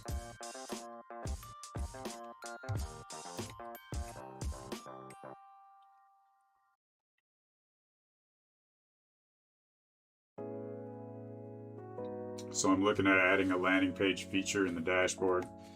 And I'll show you guys again real quick. Just added that collaboration CRM. Can have it make videos. Give it content ideas. Can take that to generate titles. Once it gets the idea and the title, it can do a thumbnail, do all the descriptions, and I can have it generate thumbnails. And that'll be, I think, the next step that I do is make the thumbnail generator better. Description and tags, community post. Analytics is really cool. Overall analytics for all different social media platforms. Got email, newsletter, schedule, calendar for when I'm posting. Failed to load the calendar. That broke from last night. Alright. How much do I pay per month using AI? Somewhere, I would say about 300. Codex limit resets in 30 minutes, so at least there's that. Exactly. Yes, and if people start switching to Codex, something because like everybody, I feel like everybody's using Claude, and now Claude goes and like does this. So now if everyone starts like, if a lot of people stop using Claude and start switching to like Codex or something, then I think Claude would probably like come out with 4.8 and it would make it better instead of worse. But yeah, we'll see. We just gotta vote with our money because so far this has just been causing a lot of problems. And I know some of these problems because I kind of like refactored, but what was it just on that wasn't working? Schedule, yeah, the calendar. Failed to load the calendar, failed to fetch. Okay.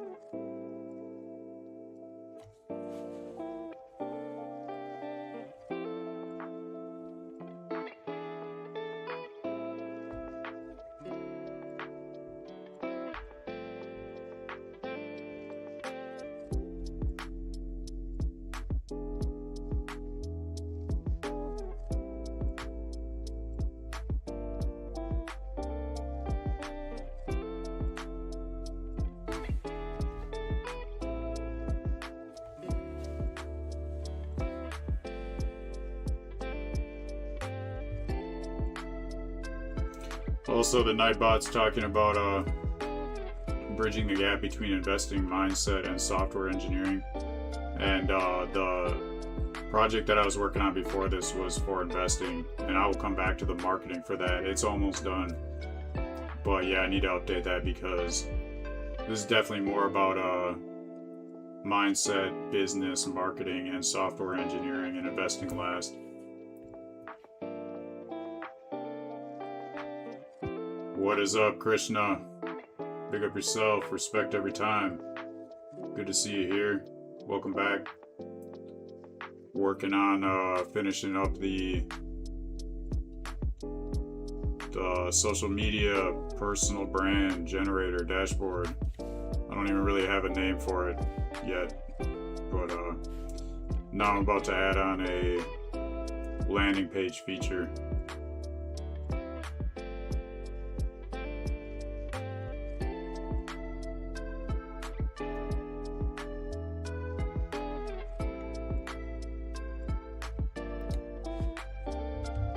Yes, I want to build this feature.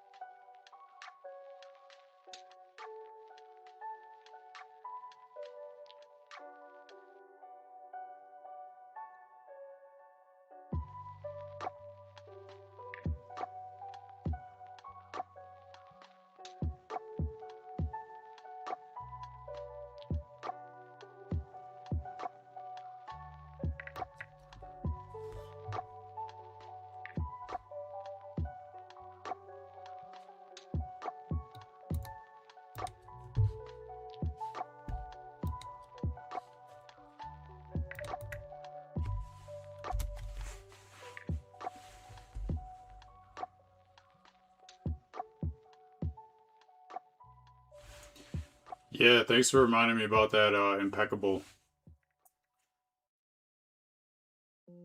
So yeah, I'll definitely check that out. Especially one of the things, maybe that is something valuable. One of the things for the update for Claude Code is that it can see more pixels for design stuff. So that'd be a good way to test it.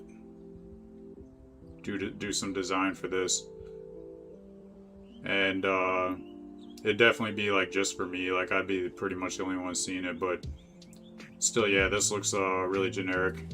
It'd be nice to just like see something that looks a little better, I guess.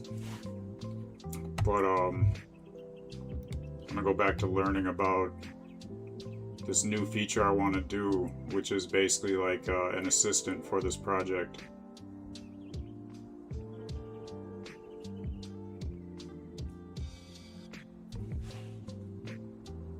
So it could scan my niche, cross-reference trending topics,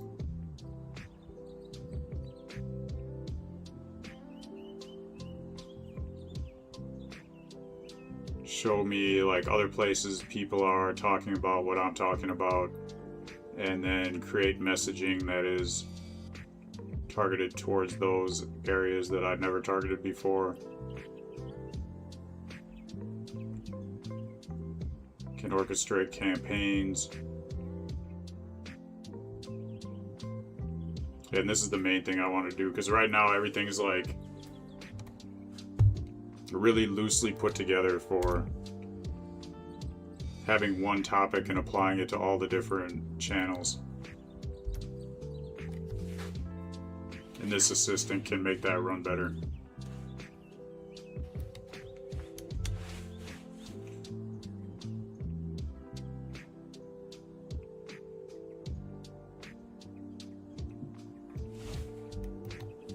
Assistant can go through comments and emails.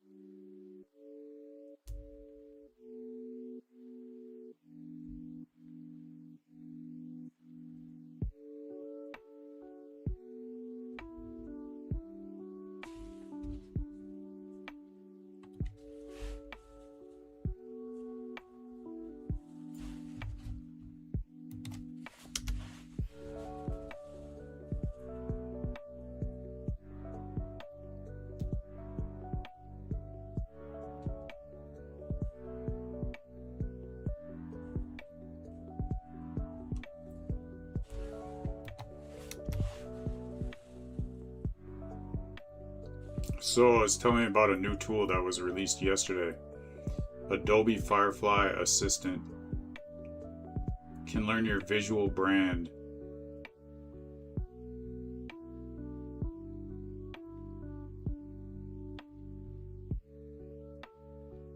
So I could like wire that into the assistant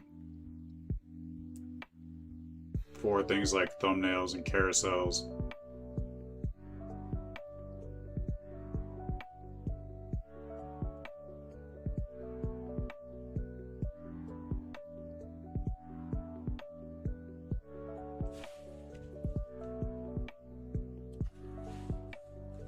Assistant can identify the code smells. Can smell what I'm stepping in before I even step in it.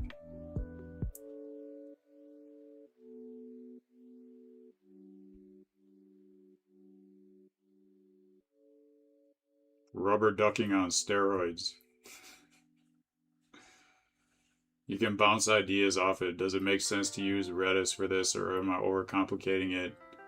It knows my tech stack, so it can give tailored advice to my actual skills.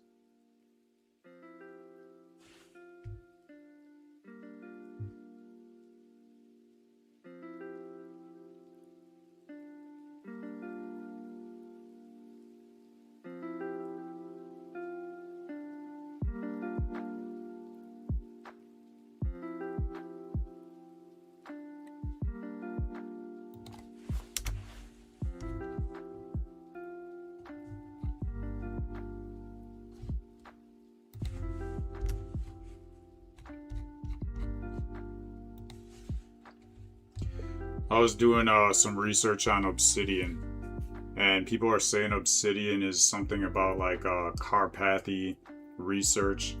I was reading about that, like it's some way to like train AI to get better. Can you explain these things to me? How they're alike, how they're different, and what they do, and what value they have to maybe what I'm working on.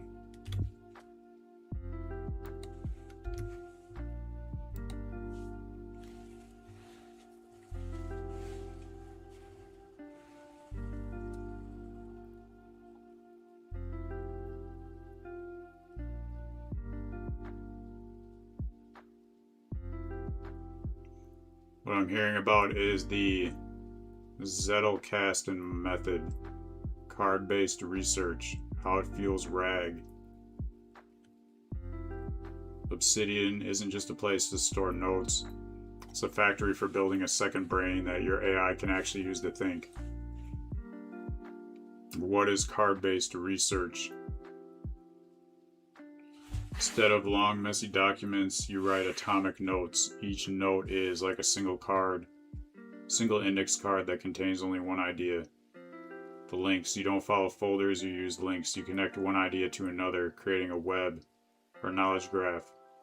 Obsidian's role, it's the digital version of this. It lets you see a visual map of how your ideas connect. That sounds cool.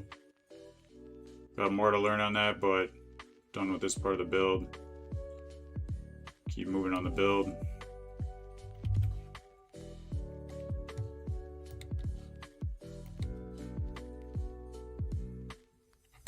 Then I will go back to the comments.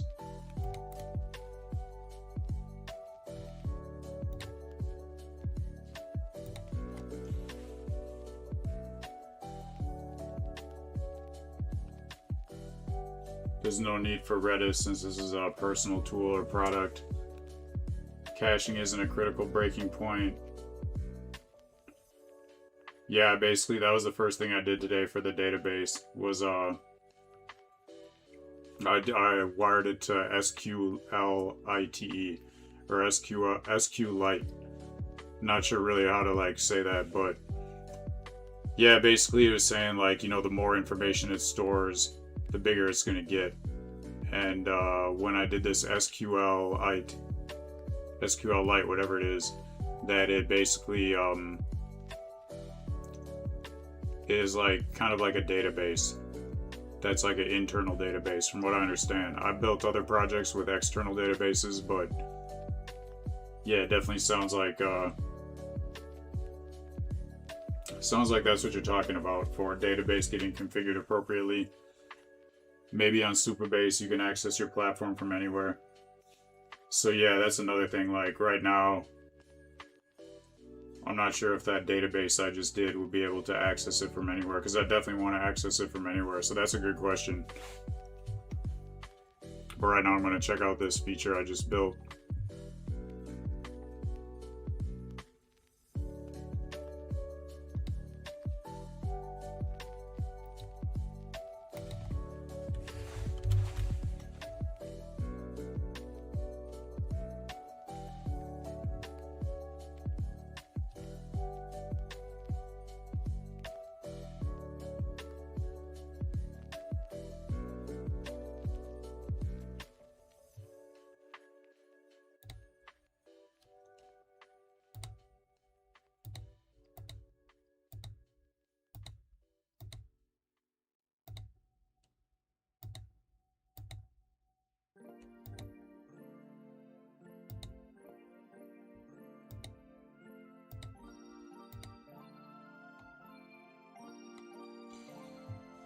Yeah, it's not showing up again. This is super weird.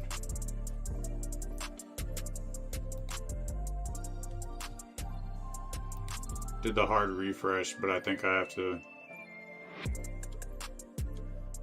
Still not showing up. Okay. Alright, I did the hard refresh and I did the refresh on the browser with the circle with the arrow. Still not seeing landing page under email. So yeah, super annoying. Well, not super annoying, but just a little bit of inconvenience, I guess, is like a more realistic way to say it. Where yesterday and the days before, everything was like right there as soon as I implemented it, and today it's not. Do you think this has something to do with that? The first thing we did today with the SQLite.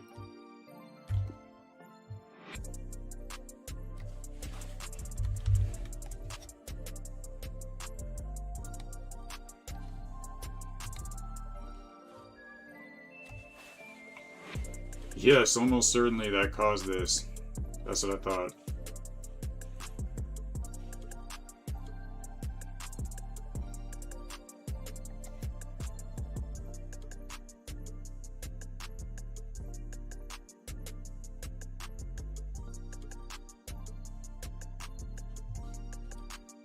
Say try incognito mode and go to it, but I want it to work on regular mode.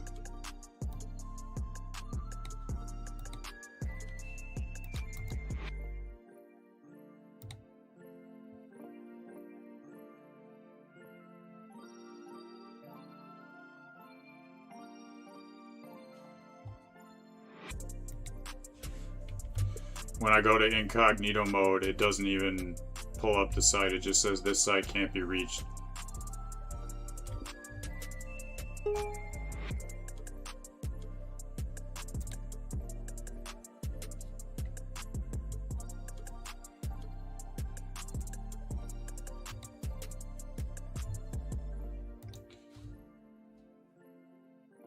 Server isn't running again.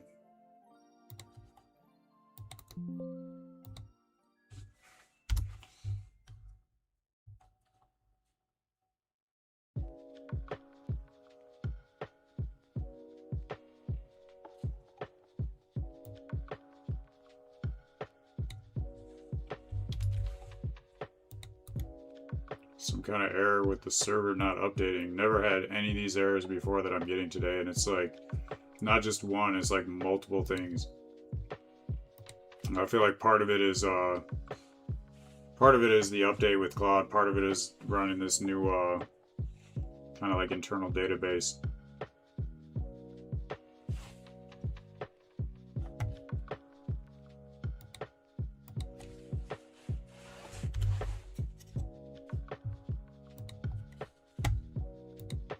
Now it's there. Okay, that's weird. At least it's there.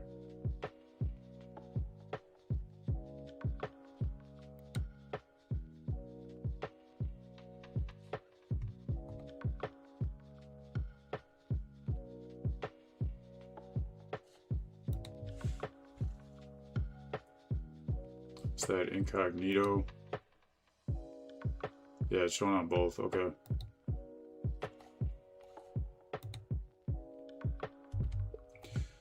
Alright, I see the dashboard both on the regular window and the incognito window now.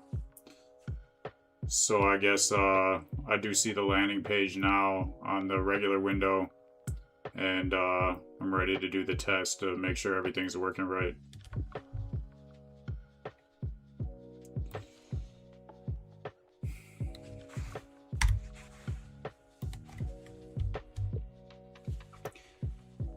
I see the dashboard loaded up on the incognito window now.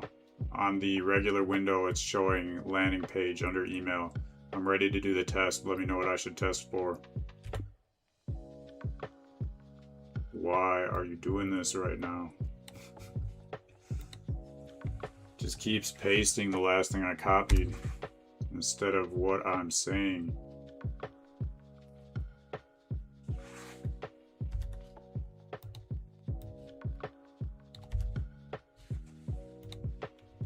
Can you hear me now? What is going on?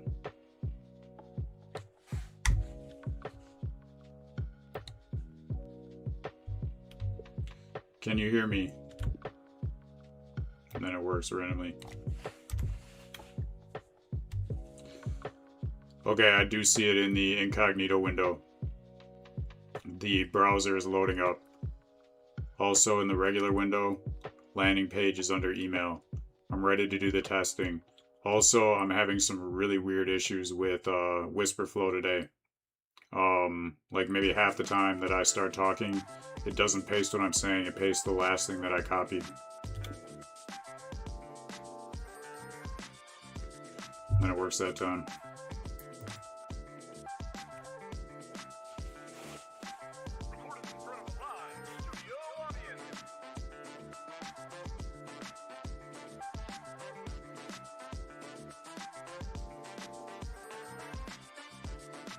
It's a known bug. Quick fix. Click somewhere on the screen to reset focus before you start dictating. Okay.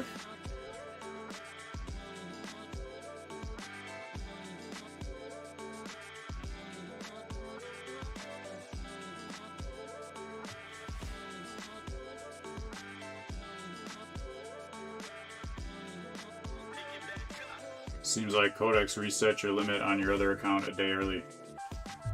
So that's a good thing, right? That means you get to use it, you don't have to wait an extra day. That's awesome if that's what you're saying.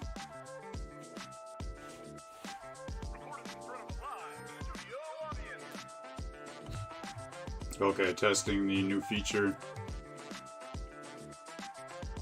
5 preset cards. Yes. Yes, it gets a gold border.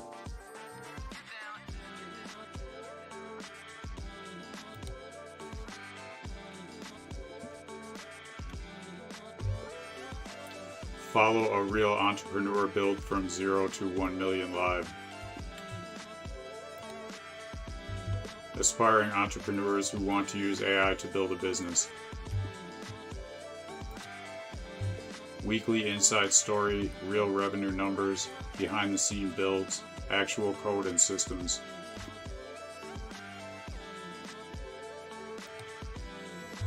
The 0 to 1 million weekly email, inside story every Friday. And I hit generate landing page. I know my picture's covering the last box and generate landing page button. It says it's generating, takes 20 to 30 seconds.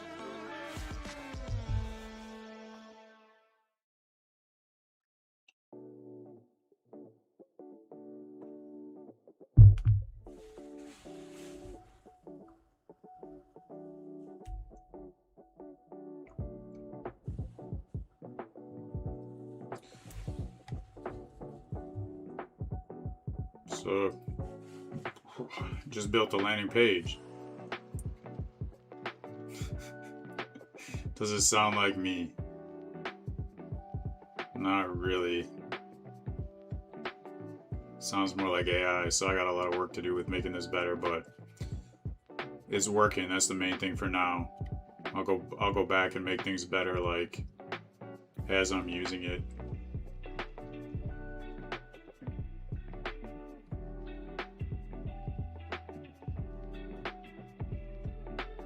Oh, and I can just change it on here too. That's awesome.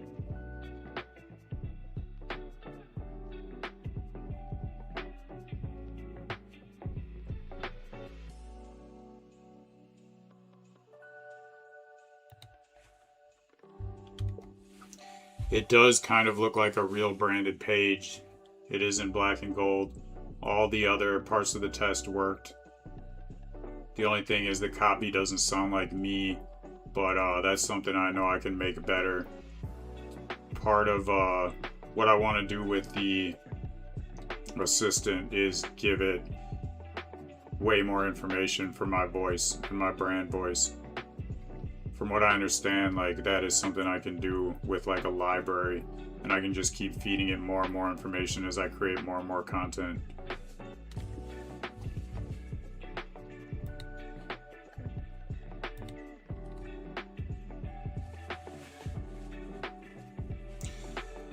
Exactly right. There we go.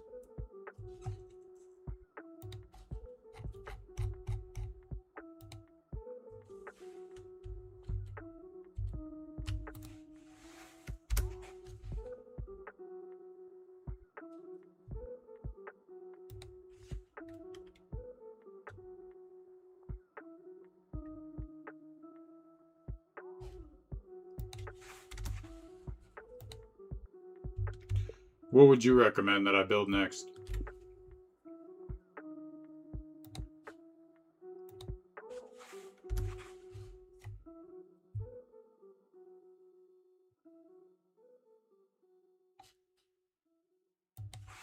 I'll be right back.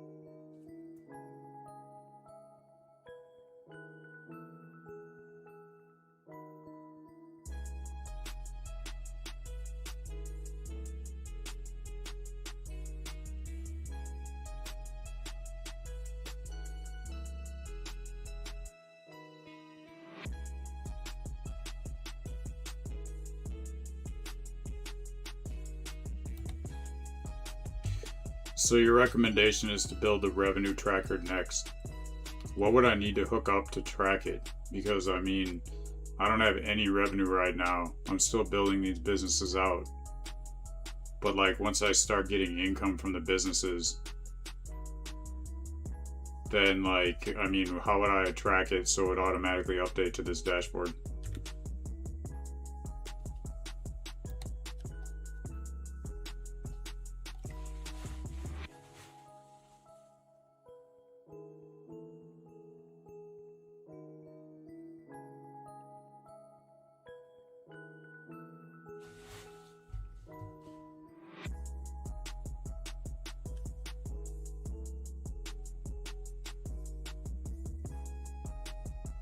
Oh, that's cool.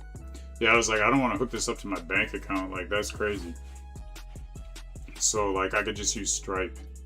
Because, like, Stripe is basically how I'd be collecting payments.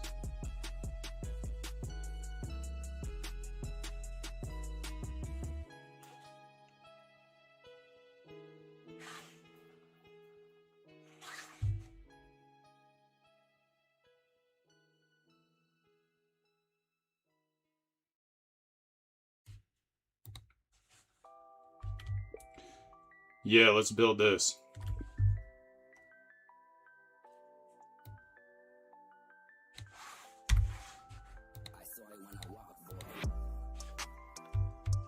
Yeah, let's build this.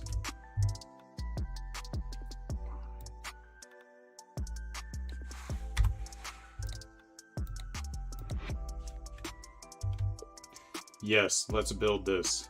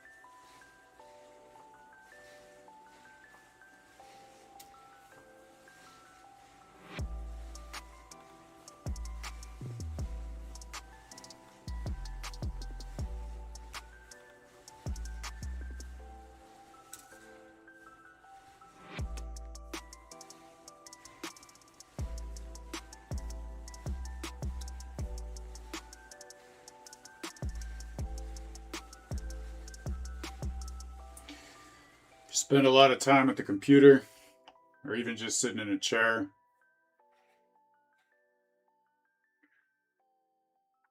See what I'm doing. Try this out. The goal is 10 minutes without putting your arms down.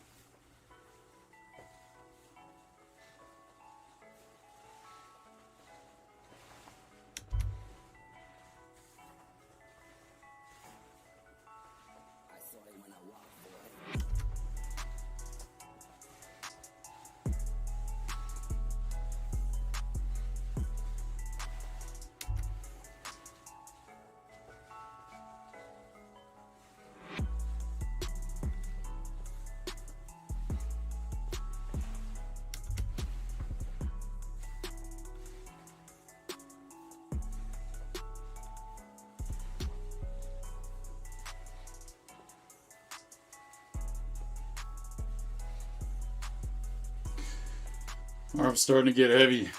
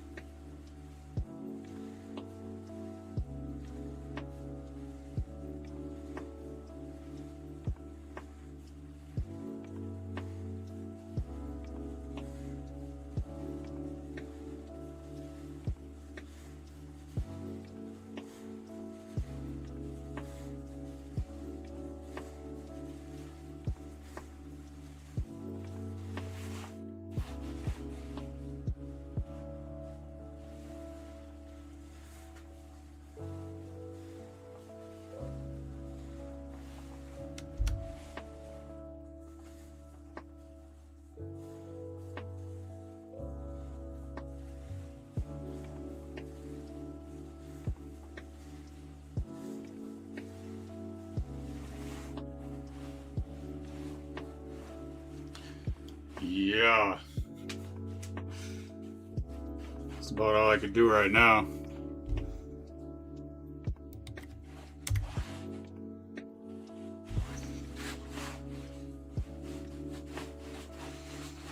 Definitely feel that though.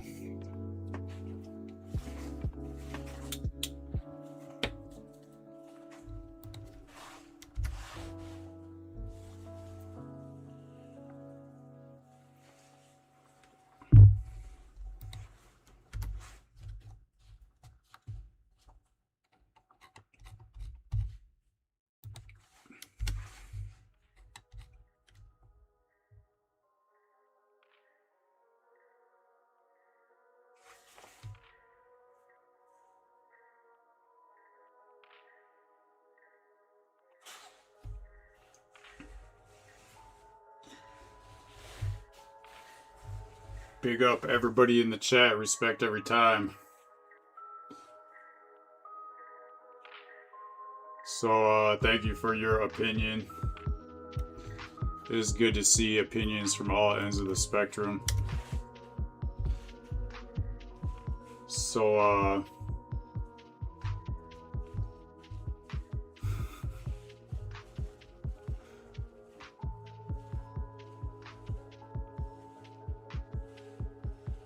yeah, you know, it's all about positive mindset on here. You know, there's enough resources for everybody. Everybody deserves to be what they want to be, do what they want to do in life. You know, I'm just out here trying to make things that can provide value for people and teach people about abundance mindset. If you believe you can achieve, mindset is one of the most important things for doing anything. Bad mind is one of the worst diseases out there, and it is contagious. So do your best to avoid bad mind. You know, light is the only thing that can defeat darkness. Any negativity is looking for negativity to spread, darkness to spread, and all positivity and light is looking for light and positivity to spread. So that being said, you know, you cannot end negativity with more negativity. You have to shine a light on it. You have to provide positivity. Because when positivity prevails, the darkness cannot exist. So, you know, give thanks for life, give thanks for health and strength. Give thanks for abundance, give thanks for brain power. Give thanks to a world full of people where everybody is free to think what they want to think. And everyone is free to be who they want to be. So it looks like this is done, so now we can see what it just created.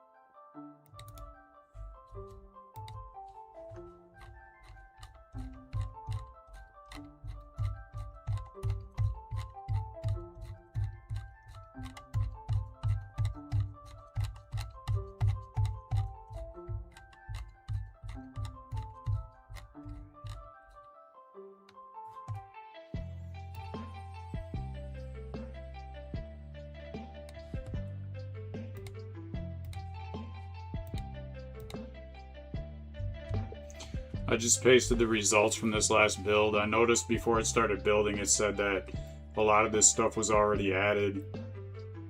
And it was something about like confused with the SQLite database. But I didn't really understand 100% what it was saying. So can you help me understand this so I can learn as I'm working?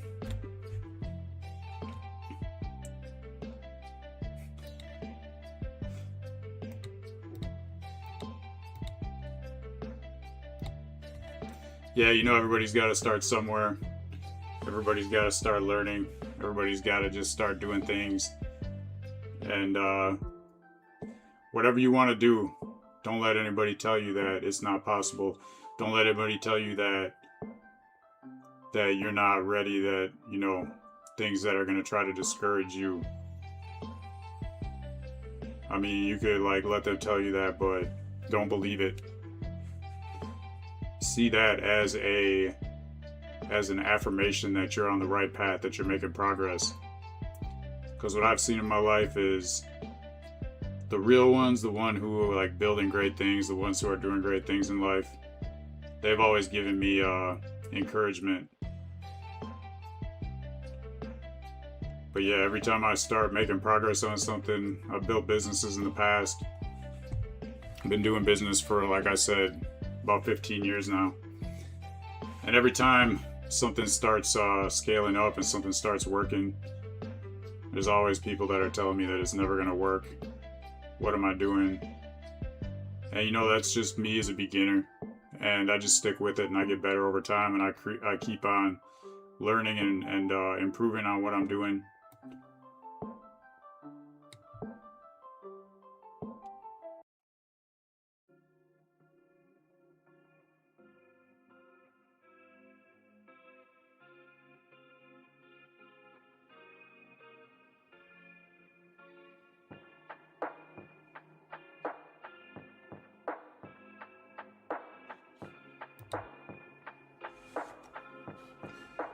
So now we can check it out.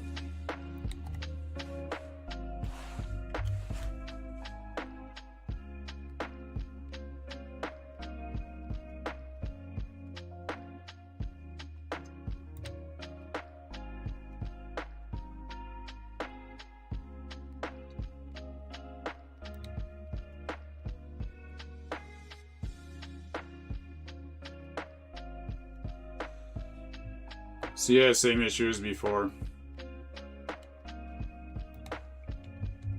Same issue as before. I can't test it. It's not showing up.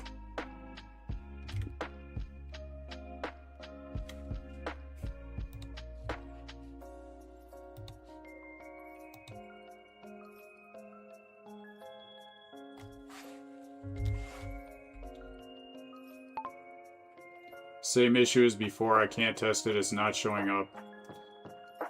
Not sure why. You know, we've been like manually fixing this each time, but I'm definitely going to need to get this fixed when I like start using this on a regular basis.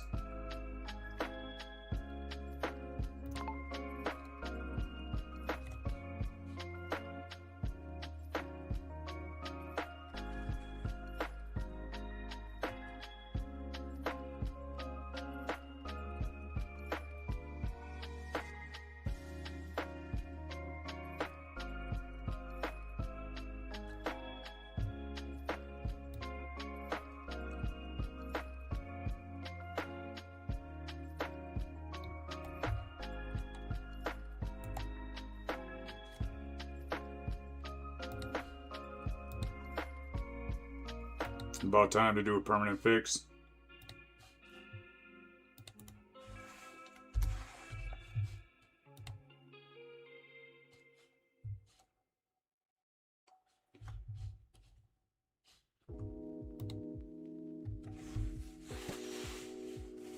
Give thanks for everything that I've done so far and everything that I have on the list to do.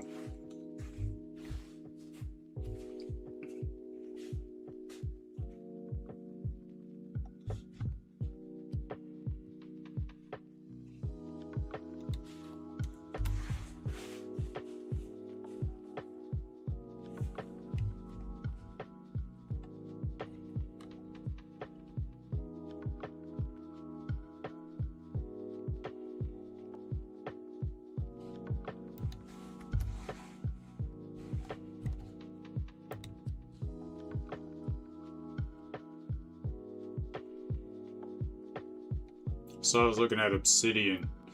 Obsidian's like connects ideas. Looking at it for like this project.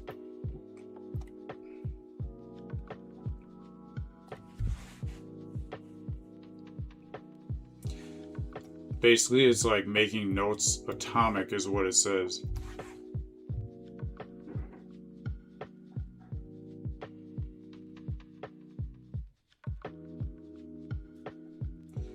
Organize your thoughts into small linked pieces. Whereas like RAG, the AI bridge, is AI looking up your notes to answer a prompt, and fine-tuning training, rewiring the AI's DNA with your data. Alright, so this is done. Hopefully it fixed the problem.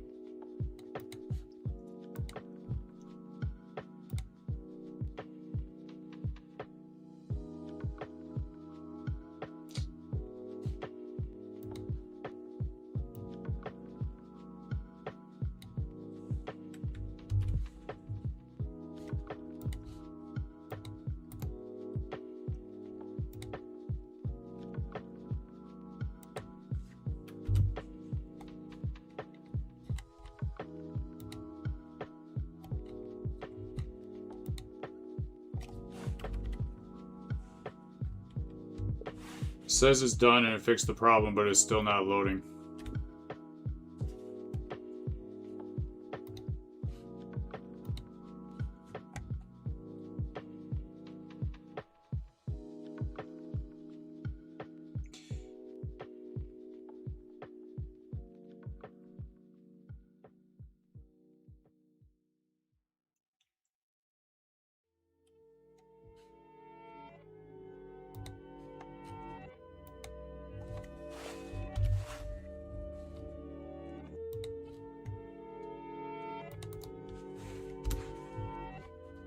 You have reached the voicemail box of Kino. Yeah, there we go. Awesome.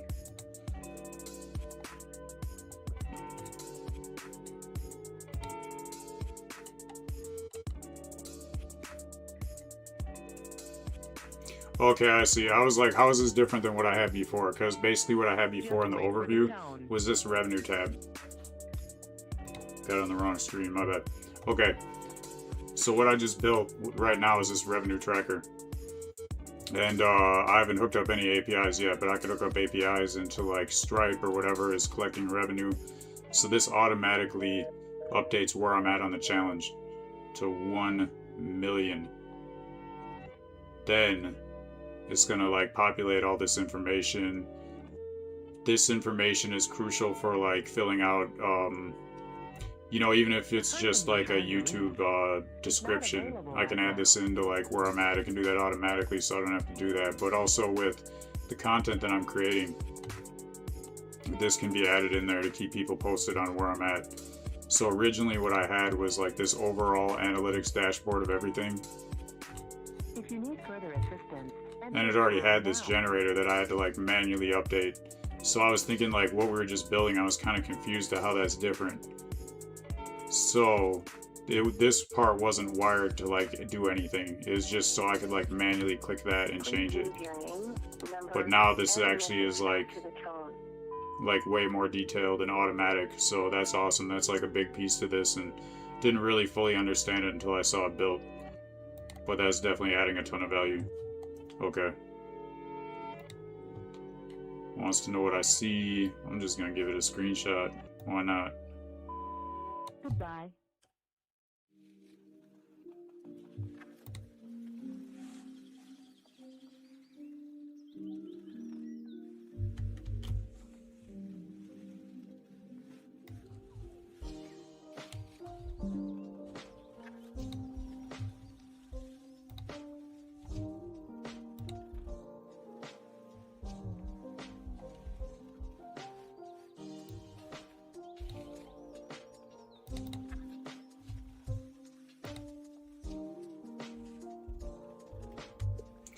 I just gave you a screenshot to show you what I see. It looks like everything looks good to me. Just gonna paste another. I didn't paste anything. I'm just giving you a screenshot of what I see. Everything looks good to me. Yeah, it's just a repaste. This is so weird today.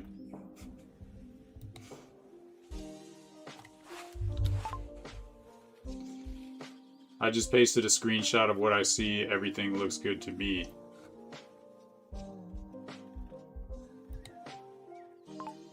So basically, yeah, the whisper flow is being really weird today. So just switch back to Windows dictation and not having any problems with that.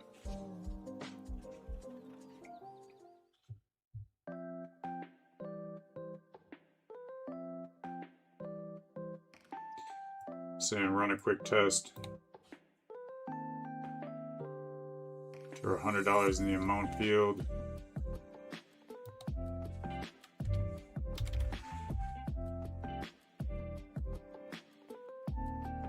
Source, test entry.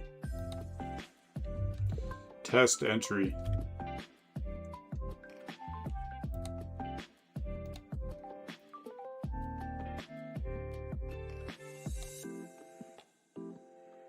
Yes, it does update.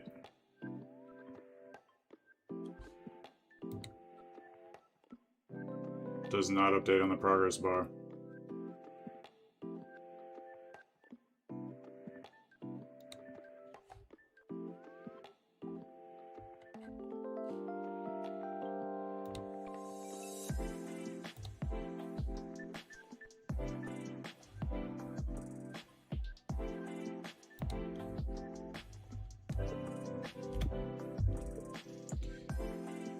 So everything worked on the revenue tracker new tab that I just built, but it did not update on the overview progress bar under analytics.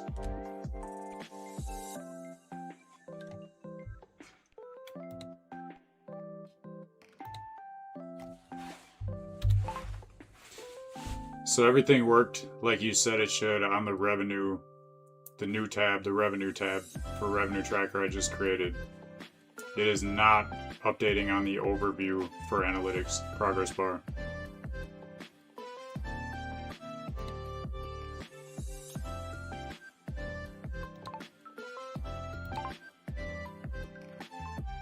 Okay. Everything that you said was supposed to work worked right on the revenue tracker tab. However, it's not updating to the overview tab for the progress bar.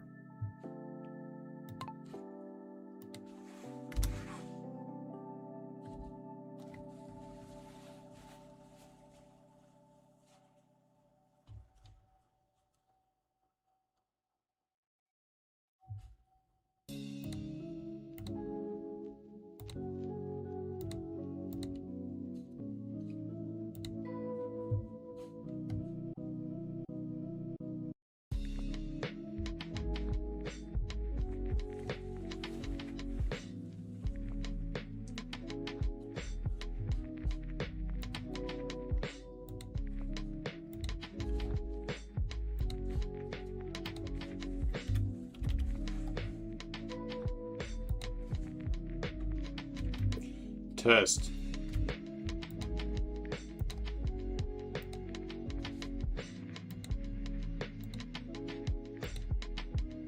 Still not doing it.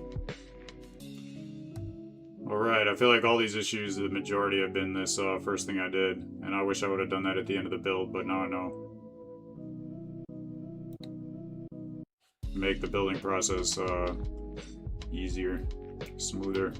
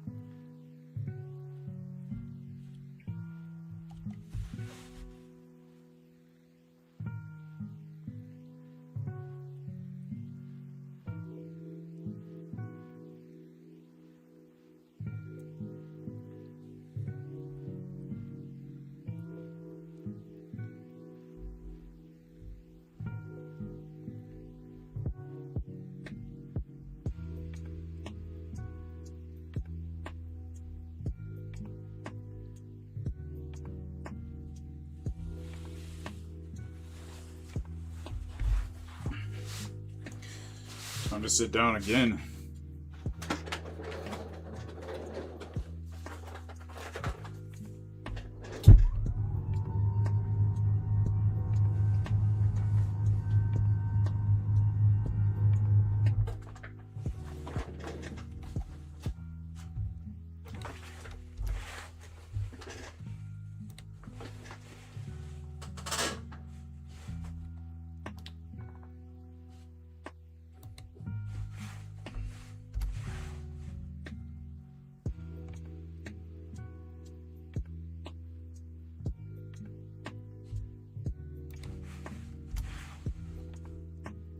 So I was looking into Obsidian, comparing it against like the RAG that I first started reading about at the beginning of this stream, and fine-tuning, training. So card-based Obsidian is free. RAG is very cheap, and fine-tuning, training is more expensive. Accuracy. Card-based Obsidian is 100% accurate, because it'd be my like exact words. RAG, the AI bridge, is high, it's citing the words. Fine-tuning and training, medium, it might hallucinate.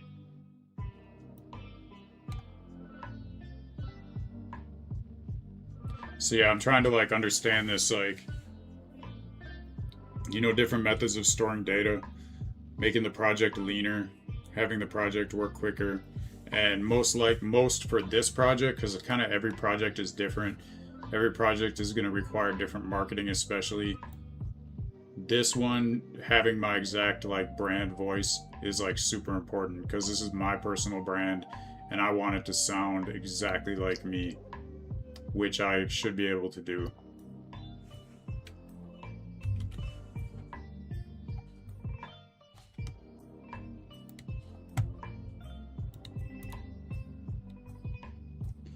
So I want to be able to find out how to do that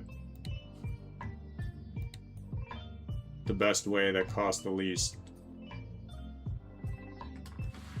Which is basically what I'm researching right now while Claude is cooking.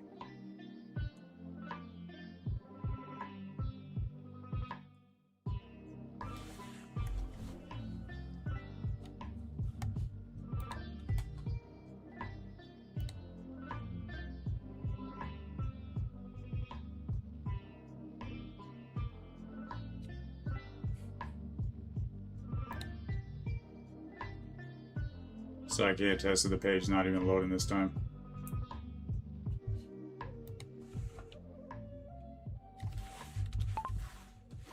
So now I just refreshed it and the page won't even load. It says this site can't be reached. Localhost refused to connect.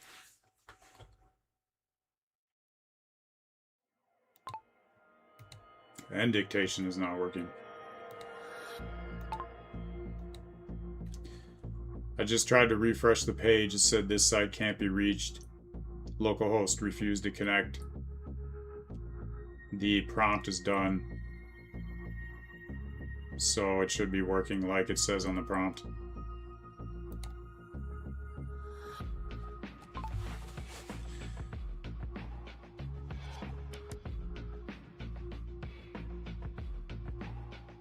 Every time Claude saves a file, NodeMon restarts, and if there's any startup error, it stays down. Open PowerShell and start it manually. Yeah, I really wish. Now I know. Do not do an SQL Lite NodeMon refactor until you're done building a project, because every time you add something after that, it's going to shut down like that, and you're going to have to deal with it each time. So live and learn.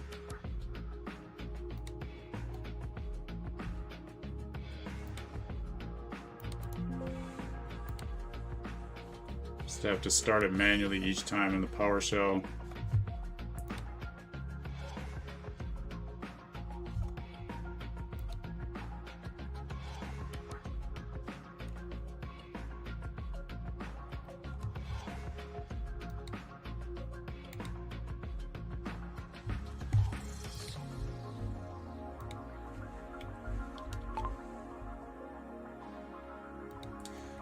Okay, so I gave it that prompt in PowerShell to restart, and it's still not restarting. I'm still seeing the exact same error message on the local host. Where do you want me to find this error message that you're looking for so we can fix this?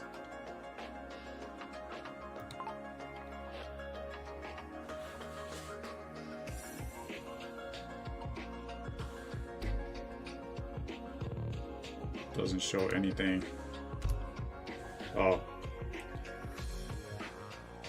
There we go.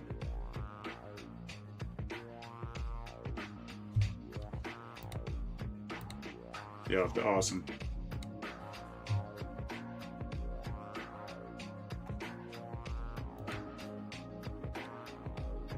Okay. So analytics, revenue, overview. There, now it's working. Awesome. Sometimes the simplest things, sometimes the things that seem like they'd be so simple are the hardest, and the things that I think are going to be so hard are so easy. But that is life. Such is life. Okay. Good to be done with this step. Alright, now it refreshed and it's working fine. And also the overview tab has updated. So I'm going to go and delete it so it goes back to 0. And what do you think is next on the build? I'm really wondering, like, you know, before I build anything more, I'm wondering if there's a way to solve this problem so I don't have to restart the server every time I need to refresh it, every time it builds a new feature. And it sounds like, just to confirm it, what you're saying is doing this because of that SQL feature that we built at the beginning of this session. And you know, let me know if there's any way to avoid this in the future other than just like waiting to build that feature until after I'm done with everything else in the build.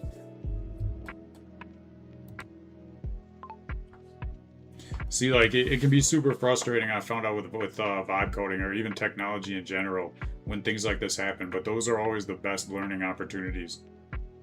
This is always where I learn the most and grow the most. And, you know, part of me is like, I want to get frustrated and be like, you know, like, I wish this didn't happen. I wish, like, you know, I didn't have to deal with this. But that's life. And like when these situations happen, I just need to be thankful because I got to look at it as a teaching opportunity. Like I just got to like find the good in every opportunity in life, every situation. Make sure my mind is positive. Because the second I start getting like down, getting negative, then things just keep moving in a negative direction. Like what you change the way you look at things and the things you look at will change. So if you're in a negative mindset and you notice everything seems to be going wrong, you know, just make your mind positive. Start just putting yourself in a place where you want to be mentally. Go and meditate on like whether you want to be sitting on the beach, you know, wherever you want to be, just meditate on that and just put yourself in like a good place. And then go back to doing what you're doing. And usually that will solve the problem. But sleep is the best reset. You know, if you're having the worst day, sometimes the best thing to do is just to rest, refresh your mind, start fresh. A lot of interesting information. People I study. I think Ramana Maharshi talks about this the best. Talking about like the sleep state, dreaming, the awake state, the you that never changes. Alright, so the permanent cache fix.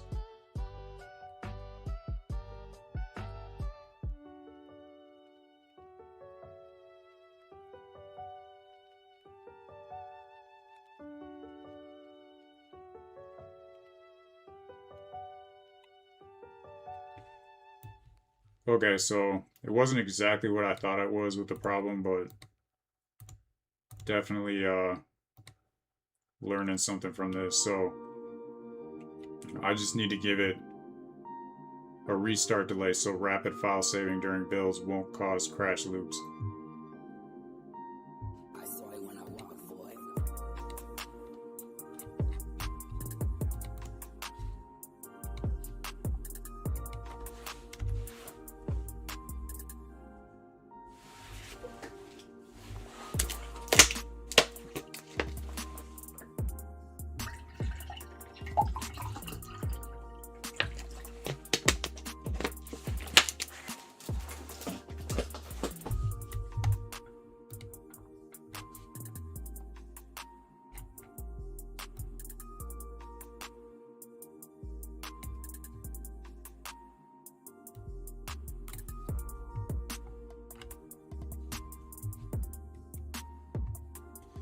So if you're just joining in, you know it's time to win.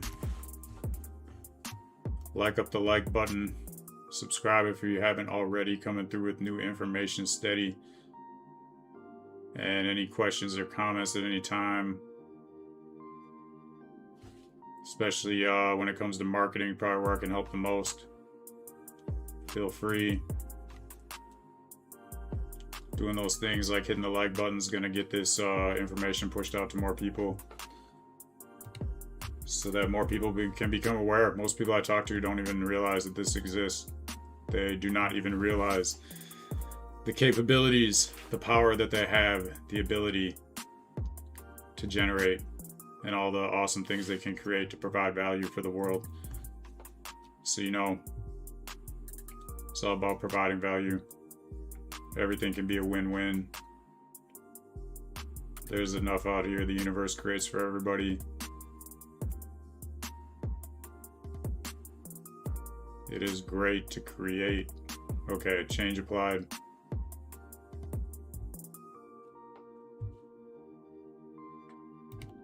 Wondering what's next. What do you think should be next? Wow, worked first time that time. Yeah, I just had to get my mindset positive.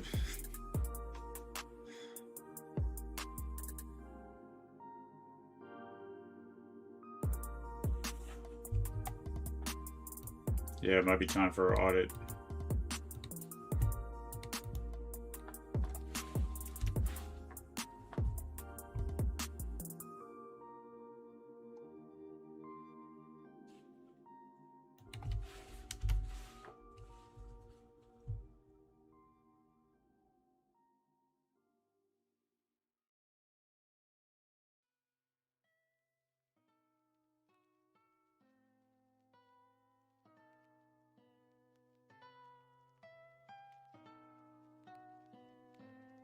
Saying the system's essentially feature complete for version 1. Except for the thumbnail generator improvements, real platform API connections, phase 2.5, auto captions, intro, outro.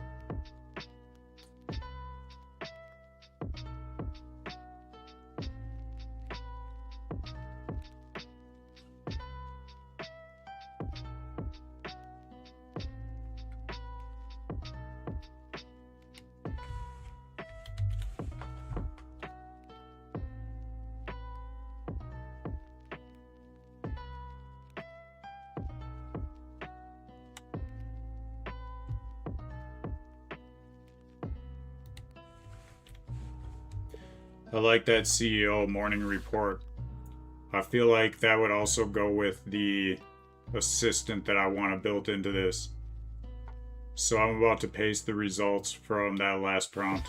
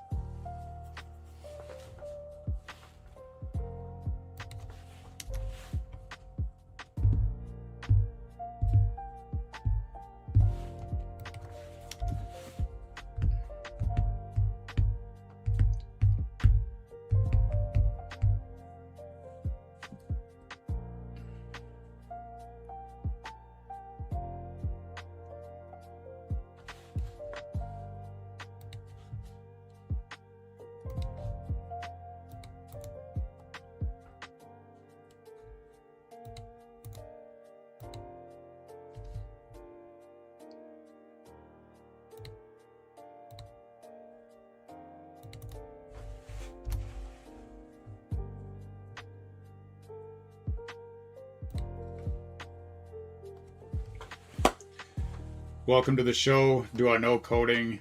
No, mostly not. Just done some basic research, read through the main coding language books, done the skimming through every time I'm working with Claude Code, I'm always reading what it's doing. I'm always looking at the code it's creating, and I'm getting a better understanding of it over time. But I started this from just having a background in business, entrepreneurship, starting businesses, studying marketing, stuff like that. And I see that's a huge thing that vibe coding is missing is, everybody's making projects. So even the best coders, they might not be the best at marketing and business. So that's really the main thing I feel like I'm bringing to the table. Also, I started this from nothing. Like the title of the stream is From Beginner to 1 Million. So I'm trying to show that, anybody can really do this and make something out of nothing. And, you can see my progress from day one where I was just using cursor and like barely even understood Claude Code. And now I'm just like starting to fly through this stuff and learning new stuff every day and implementing new stuff every day. Being able to realize what's like capable of being built. And I really like where this is going. I'm really glad to be here. So yeah, hello to you too. I feel like, there's two sides of the coin. I've got coming into this world from an outsider. It's really cool because a lot of people have been in this game for a while, like as far as developers, coders, and then people who are just like really like technically enabled. And a lot of people are telling me, that you really need to know how to code, and I get about the same amount of people telling me that it's absolutely not necessary. And there's also some like in between where people are saying, well, like you really should just maybe learn a little bit of code, which is like what I'm doing slowly but surely as I'm building stuff. So respect every time. And you can see the last message somebody posted onto YouTube. There's some people that seem to really have an issue with people like me that don't know how to code that are using vibe coding. But I don't understand why. Like I don't understand maybe once a week somebody comes up and they just seem, not too happy that I'm doing this. And I'm like, that's what, from what I understand, that's what they built these tools for. But I really don't understand. I don't understand why people would have a problem with people using these tools to do what they're meant to do. Like someone vibe coding that doesn't know how to code. Because I'm definitely creating awesome things that I'm using. So today, big up yourself. Welcome to the chat. Respect every time. Today I'm building the personal brand content / marketing system, which I'll show you right now. So I could take like a YouTube stream I'm doing, and I could post the URL right here. It's going to analyze the stream. It's going to find like certain chunks that it can take for like videos. Then I can put it into clips, whether I want it to be like a short or like a regular landscape form.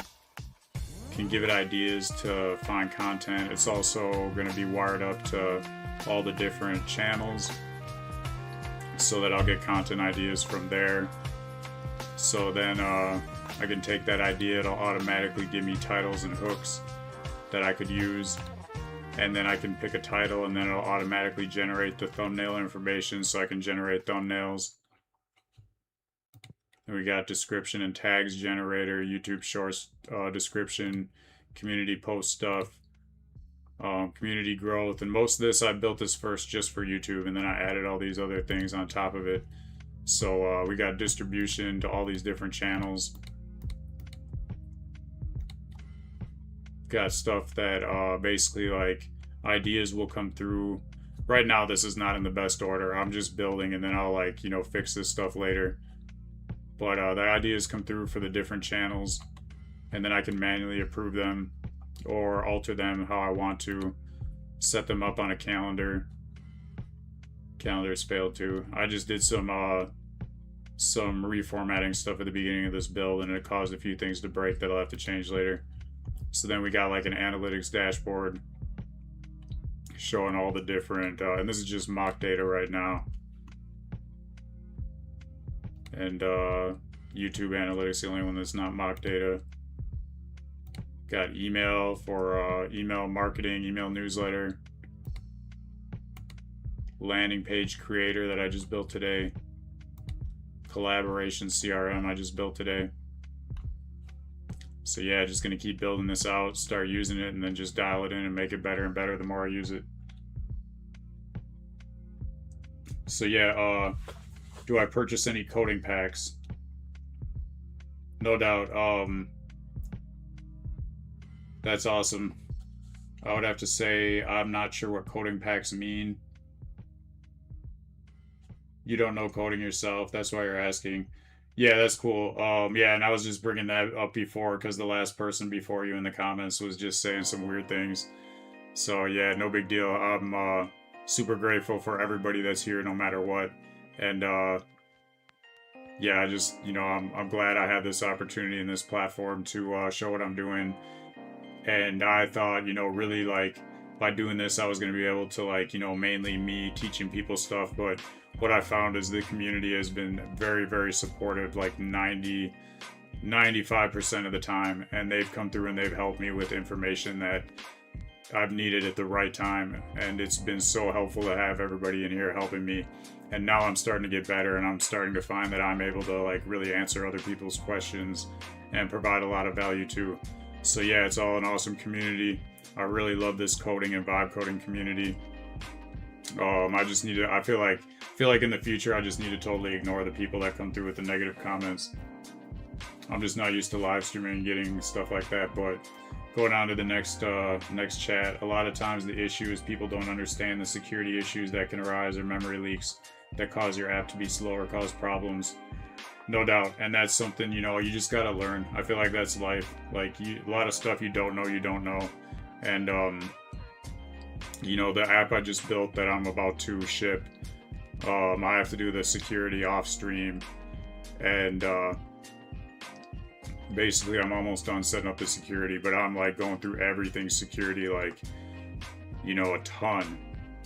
Making sure like I've got everything good for security before I launch it. And thank you. I hope everything goes well for you too, and whatever you do. Yeah, I just gotta block those negative people every time. Can't let them impact my mind. So yeah, definitely good to keep it positive and keep everything moving and keep building. Because yeah, at the end of the day, that's what it's all about. Just keep creating, keep building, keep following my vision and my goals. And anybody who has something to say, I've been an entrepreneur for many years. They're always going to be there. Just gotta like get better and develop a focus that gets stronger over time. Just focus on the positive, keep a positive mindset. That's the way to be. So what would be the next thing to build? I'm thinking we got the CEO morning briefing, kind of trying to decide between that and the thumbnail generator. So if anybody in the comments has any suggestions on what they'd like to see me build next, would you guys like to see me build, well, I already built the YouTube generator, but it's not that good, and I can update it and make it better. The YouTube thumbnail generator, for thumbnail images, or else the basically the kind of like a CEO morning briefing for like everything that's going on with this this thing. I got the max plan for Claude, and then I've just got the basic plan for Codex, and I've got Codex wired into Claude Code. So mostly I use Codex for audits, and when I give prompts to Claude, I can just tell it to use Codex for the audit. And actually, that's probably what I should be doing right now. I should probably be doing an audit because I haven't done an audit in a while. So let's see what Claude thinks, my assistant on this. Senior developer advisor assistant. I have not done an audit in a while. I'm wondering if it's a good time to do an audit with Codex.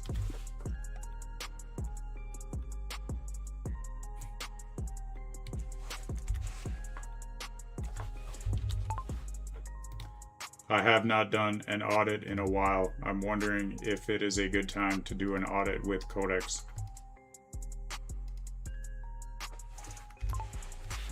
So yeah, I was trying Whisperflow first, having some problems with Whisperflow today. I think it might be something due to the update that Claude just put out. Maybe I just need to change the command that I use to activate Whisperflow.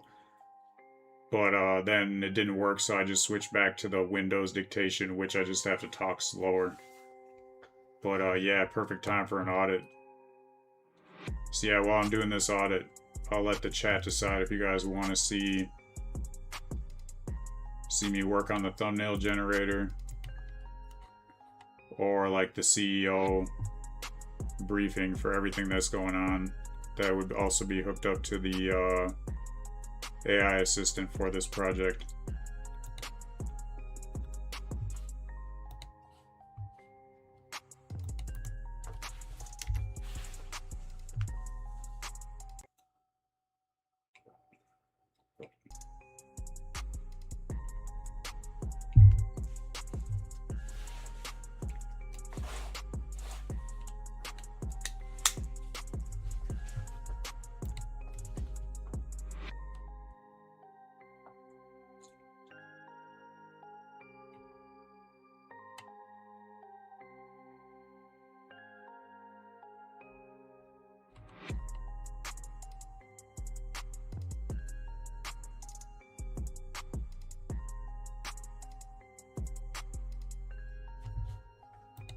Thumbnail generator.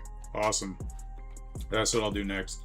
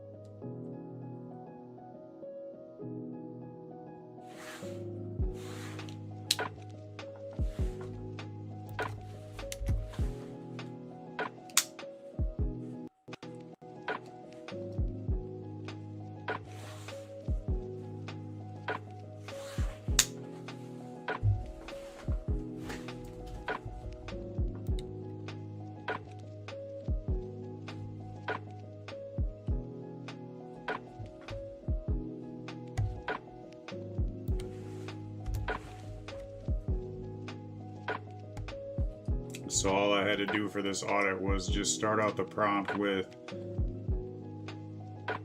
have Codex review the code base. And then whenever I do audits, I always do audits based on like just the files I was working on.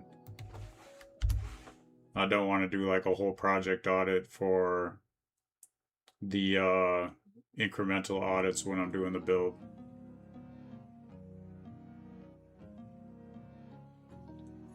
And also I have Codex find the bugs, and then I have Claude fix them, because it helps Claude to understand kind of what it's missing. And you know, I could have Claude do the audits. It catches some things, but Codex catches a lot more because it's like an independent source. Claude is okay at catching its own mistakes, but Codex is better. And I'm also looking into implement Gemini. Sounds like Gemini is good for whole project audits.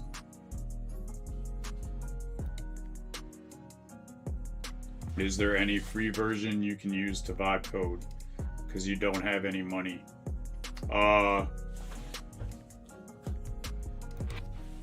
People have said they've used anti-gravity for free. I think there is a free anti-gravity, like kind of a test account you can get for like maybe a month or something. I know, let's see. So what you could do, a workaround, VS Code is free. VS Code is an IDE. That's what I'm using. So like you see me using Claude Code, it's inside VS Code.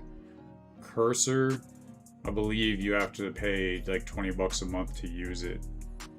You might be able to use part of it for free, but VS Code and Cursor are basically the same. Kilo Code has free models. Opus Code Zen has free models. That's good to know. I've never heard of those platforms before, but that's awesome. And what I was gonna say is what you could do is go on something like Gemini or Claude LLM. I think Gemini is more generous, or even GPT. I think Gemini is more generous with how much they let you use it for free. But you could tell it what you want to build, and you could have it create the code for you with the LLM, and then you could just copy and paste it into VS Code. And that's going to take longer. It's going to be, you know, a lot more difficult to find bugs, but if you want to really get started for free, that will get you started and that will get you learning. And then you can build stuff, and then when you do have money, then you can just come back and do the audits and do the bug searches and all that stuff, and you'll already have like a good start from just having it generate code and telling you where to paste the code into the project. And Kilo has a VS Code plugin and open code in a terminal application. That is good to know. But from what I understand, most people agree that Claude Code is the best for just building, writing quality code. Doesn't make mistakes as much as the other ones. But each one kind of has like different strengths and weaknesses. So what I would recommend if you're gonna pay for one subscription, I would say get Claude Code.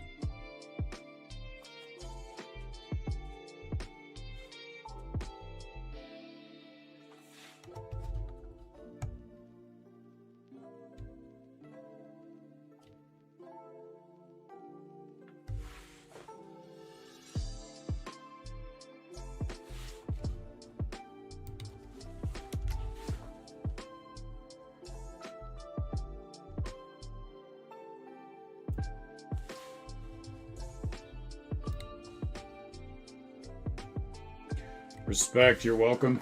Glad I could help. Yeah, come back and let us know what you built, and we can give you advice, anything like that. Marketing advice especially, I'm good at.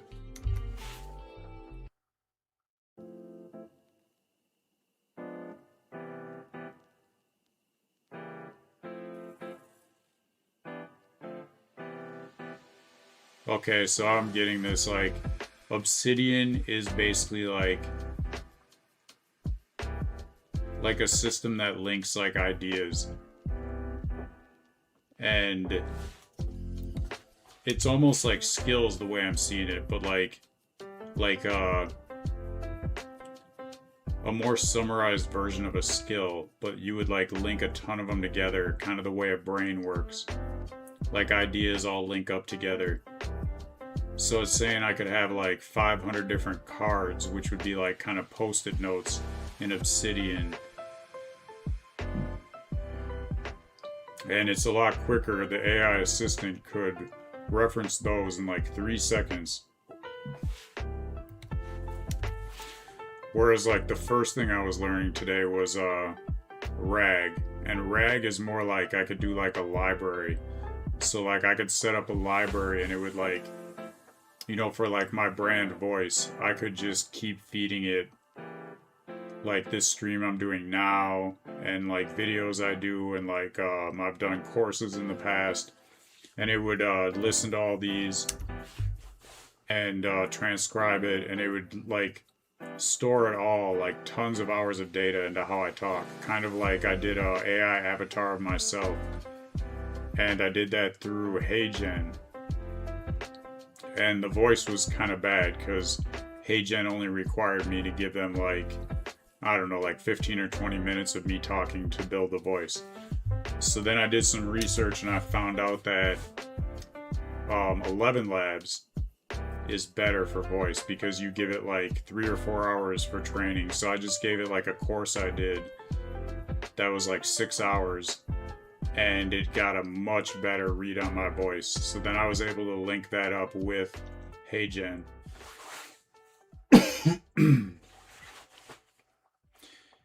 And I mean, It's still like, to me, obviously AI, but some people I showed it to that were even like my family members, like I was like, oh, check this out, and they're like, what's this, like just you talking? And I'm like, no, that's like an AI avatar, that's not even me. And they couldn't believe it. But like, I think people who use AI a lot, like myself, I can tell, like I'm like, okay, this is AI. I'm like, people want, I think for the main thing is like, people still like don't want to see AI. People want to see like real people. People connect better with real people, not like, you know, AI avatars and stuff like that. A lot of people are using AI avatars for marketing and stuff, but I mean, even if that works, I think the way that the direction that things are going is that over time, a lot of these content platforms are going to really cut down on people using AI avatars. I think they've even started to already. So yeah, respect. Thank you for subscribing. Definitely, I know I'll be building awesome stuff in the future. Like, everything I build keeps getting better and better. The first tools I built are all free, and the links in the YouTube description, those are all for investing. Ended up getting those, like, really helped me understanding how to build things, and then they gave me the inspiration to make my first product that I'm just finishing up the security on. And yeah, this investing project I made, there's nothing like it. I think it's really going to be the future of where investing is going, and I'm super excited to launch it. I'll launch it, and I'll, you know, this is basically almost done for, like, you know, the build. And it's just going to be about this project I'm working on now, about using it and just updating it, like, one thing at a time while I'm using it. And over time, it'll just keep getting better and better. Same thing with the investing project I did. But like, most of that I won't be really like doing on the stream. Most of it is going to be building the business system around it. And I think that's where like my abilities and my background is really going to come through better than the you know, building things, which I am getting better at, but I've had such a long history of like doing marketing and business. So next week I plan on building out a marketing system, starting with the marketing system for the first business part for the investing product that I built. And I'll start with that marketing system. I can build CRM systems and sales systems, and essentially like AI employees that would make up a business, like a traditional business, the way it's structured. And I'll get those all built, create systems on how they run, scale them up, and kind of like tune them in to be better over time, to the point where like I feel like they're really good and everything's like running. And then it would make sense, I think, I could just hire an assistant to just manage it. And then because what I want to do is I want to be at the point where I'm building systems to do everything and hiring assistants to handle these, to manage these systems, so that I can be free to just do the CEO tasks. So that's what I want to be. I know with especially business in the past, it's really easy to get caught up on like being an employee in the business and barely having any time to actually grow the business and be a CEO. And I mean, it makes sense because it costs so much to hire people. I've hired hundreds of people in the past when I was running that publishing company. And I started out by writing books, started out putting out books to find out what was selling. Once I understood what was selling, I started going online to like Upwork and Fiverr and making job posts for writers, finding good writers. That was the hardest part. So many people that have good resumes are really not the best employees. And a lot of people that have really bad resumes turned out to be some of the best employees. And really, I found out I just kind of gave everybody a chance that could at least communicate well. And I would be really like, you know, forgiving with them and just be like, you know, whatever you think, if you have any questions, let me know. Come back at the end of the, like, as long as you get it done by, like, you know, the time frame, like, we're good. But what I found was, like, you know, certain people, they wouldn't come to me with questions, and then the time frame would hit the deadline, and then they'd have an excuse, and then I'd be like, okay, you know, I'll give you another week. Usually that would take like another week after that, and then they'd want to do another job, and they'd promise to never do it again, and they'd have all these reasons why just this time it was different, but then it'd be the same thing every time. So I got really good at understanding, like, okay, you know, the best workers come through when I, like, give them freedom to do what they're good at and try to not manage them. So, like, you know, I either had to, like, be really lax or manage everybody really strict. And I'm more of, like, you know, abundance mindset, like, let people be who they want to be. So I don't want to be strict on people like that. So, you know, I give people a chance if they failed. But yeah, that's a pretty good, like, hiring strategy, I think. And you can find a lot of people. There's still a lot of good freelancers online. You know, countries like the Philippines where you can get them a lot cheaper. And then there's a lot of tax advantages to finding people like freelancers. As far as, like, you know, hiring somebody in your, like, if you live in the USA, especially hiring somebody in, like, where you live. So yeah, there's a lot of business stuff to this. And I want to be building out these. I really like building out these business systems. I think a little bit more than building out products. And, like, it's still really fun to build out products. And I really enjoy the process. And just keep on building. So we got, yeah, I was looking into Obsidian. Better voice consistency.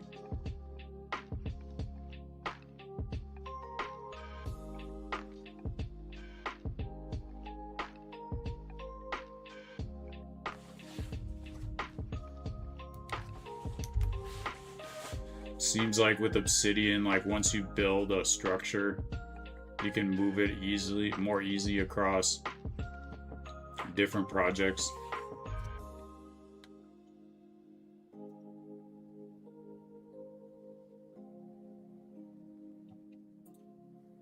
So with Obsidian, you start an Obsidian vault, write one card, like, you know, each time you're working based on what you're doing, connect it to Claude Code, use the MCP server for Obsidian, and then this allows Claude to reach into the Obsidian vault while you're coding to use that information. So yeah, I'm just trying to get a better idea of, like, when to use Obsidian, when to use skills, when to use RAG, which would be like a library of information. And they definitely, like, there's not one like definitive answer for, like, everything. It kind of depends on what you're working on. And you know, AI can definitely help you. AI sometimes, though, it will, like, tell you one thing one day and another thing another day. So I think you're gonna learn the most just from building. And the more I build, the better I get, the more I understand.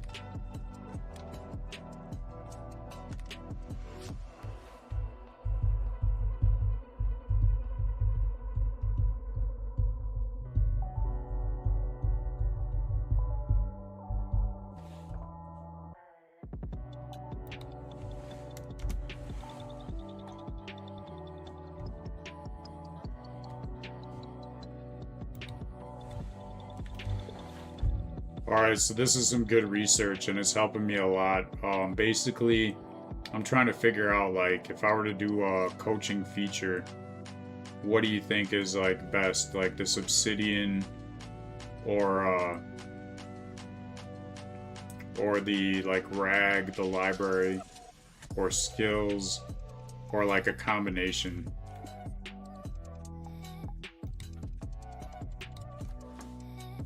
Seems like it's asking me the same prompt over and over, like maybe this is stuck because it shouldn't take this long to do this audit.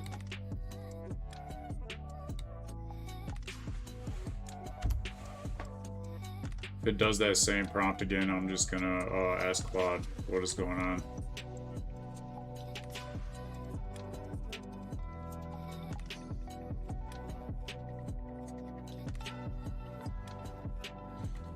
Okay, so that last question that I asked Gemini says, think of it like this. Obsidian is the coach's long-term memory. RAG skills is the coach's action brain. Yeah, this is asking me the same thing over and over, so I'm gonna see what is going on.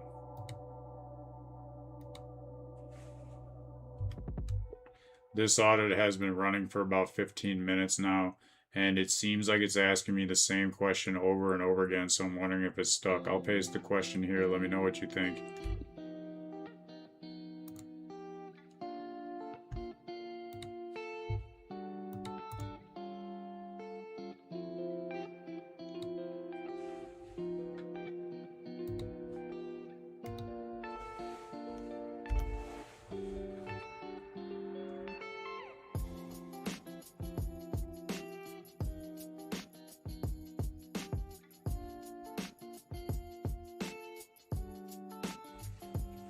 Yeah, it's saying it's in the loop. Just like I thought. I'm gonna hit escape. And give it this new prompt. Just have Codex do it. I notice sometimes, Claude do it. Sometimes with Codex, if I try to give it too much to audit, it gets stuck. So that's, I gotta be careful. I should have done an audit earlier. I think I just built up so many features that it was like just too much for it.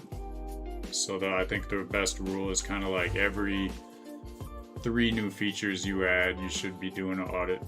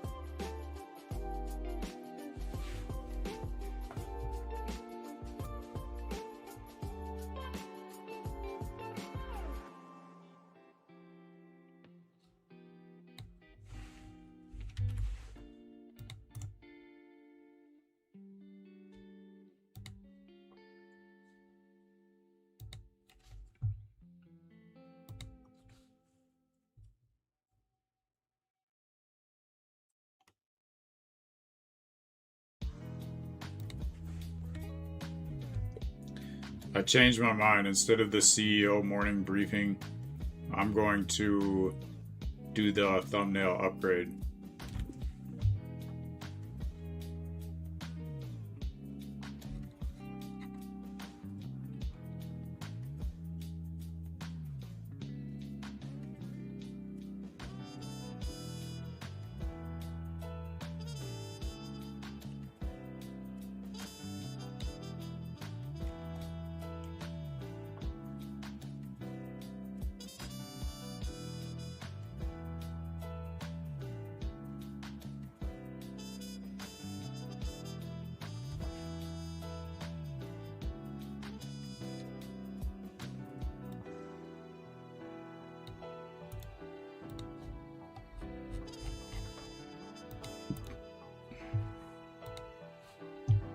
So first, I'm going to run a prompt to report on what is already there with the thumbnail generator. So then I'll give that back to Claude LLM, and then Claude LLM will have a better idea on like what to add to make it better. And I'll also give it some advice, because that's the main thing that I've been working on for this feature before I started building this. And I'd already done some work on it, like adding a face generator. But the main problem right now to me is that the prompts that it's giving to make these thumbnails are not very good. So I need to train it better on creating better prompts for the thumbnails. And also I don't like the overlapping text tool that it made. I think I could get better at making the prompts have better text on them automatically. But yeah, this is going to be interesting, because from what I understand, like, I should be able to create really good, like, not really good, but like the best quality thumbnails that you see on the internet with a tool like this. Where in the past, I would have had to take like, a half hour to create each thumbnail manually or hire somebody.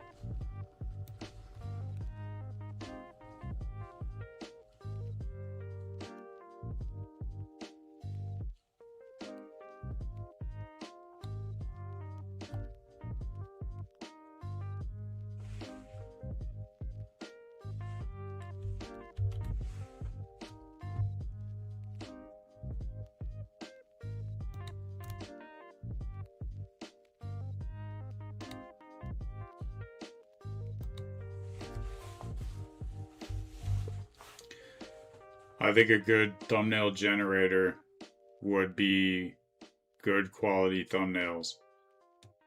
Thumbnails that match the topics that I'm talking about.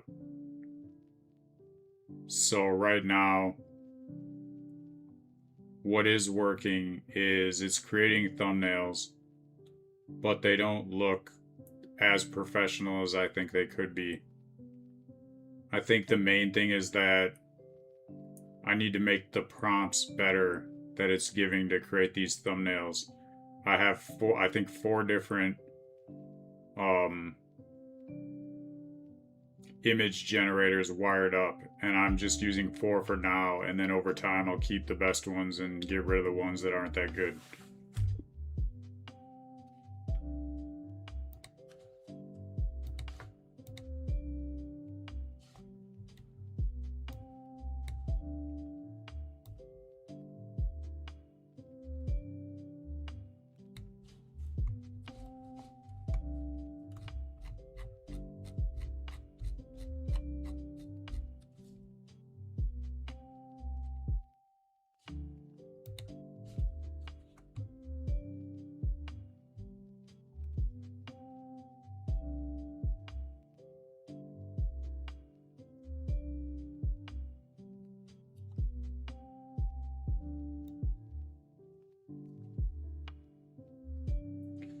So looks like they found some bugs.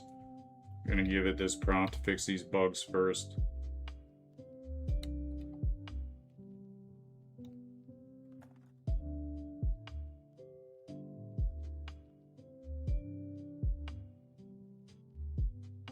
And it's also going to update the image generator prompts.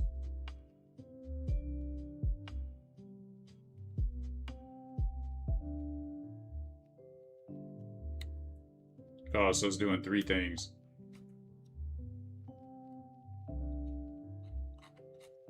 I don't know, maybe that's a lot. I'm gonna see what Claude thinks.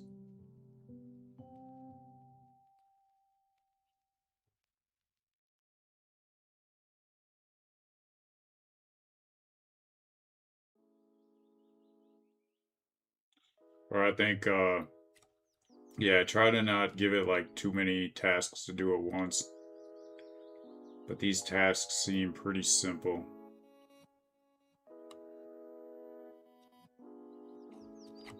So I'm just gonna do this in plan mode. Take a risk. See if I can do it this big of a prompt.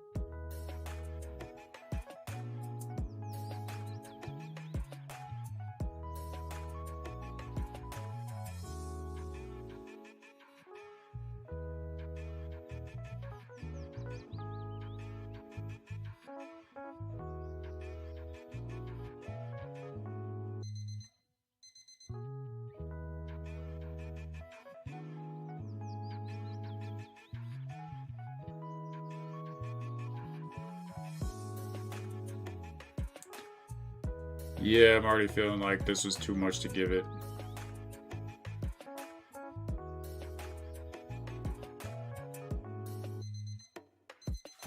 I'm gonna see what Claude thinks.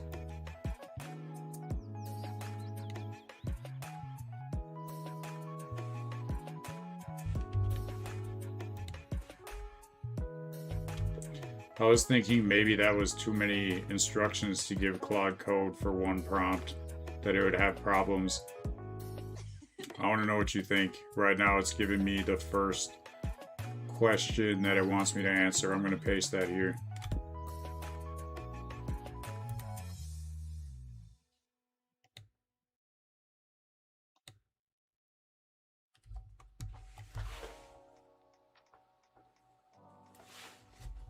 Pick option 3. All right.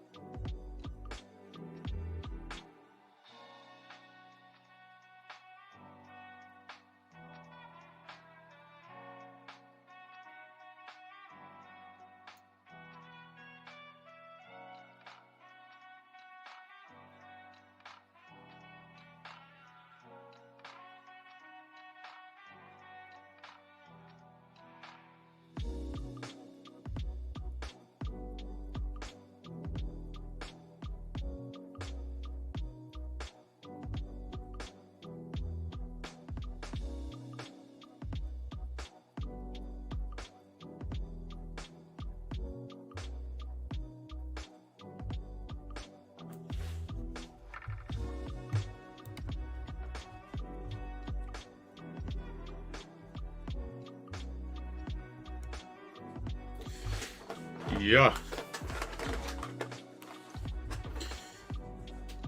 Feeling like I'm getting close to the end of the build for the main features. Then I have everything set up and I can start using it, start hooking it up, and then I'll just make it better as I use it. But I'm feeling good about this. I've accomplished a lot this week, getting more done in quicker time. The main lesson of today, I think, was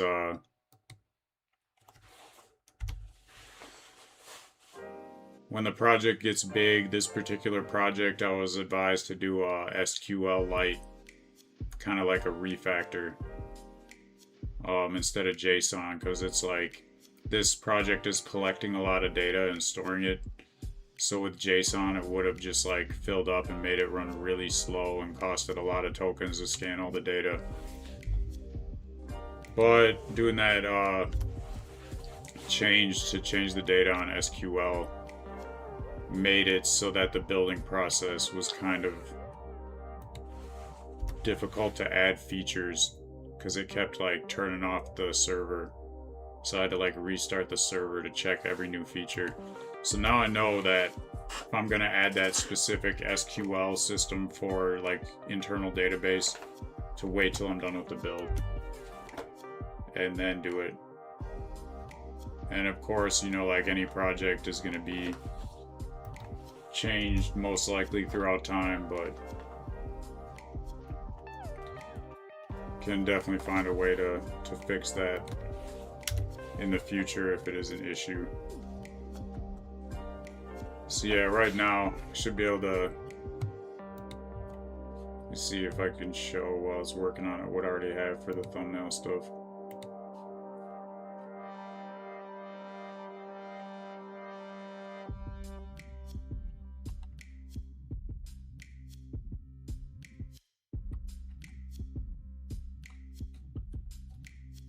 Yeah, it's not showing because I gotta finish this. Okay.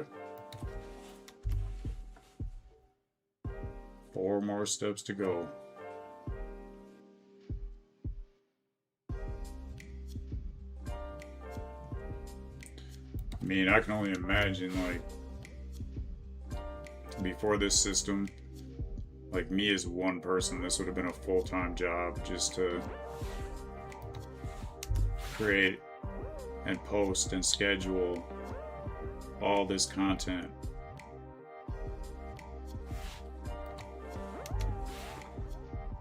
But I systematize it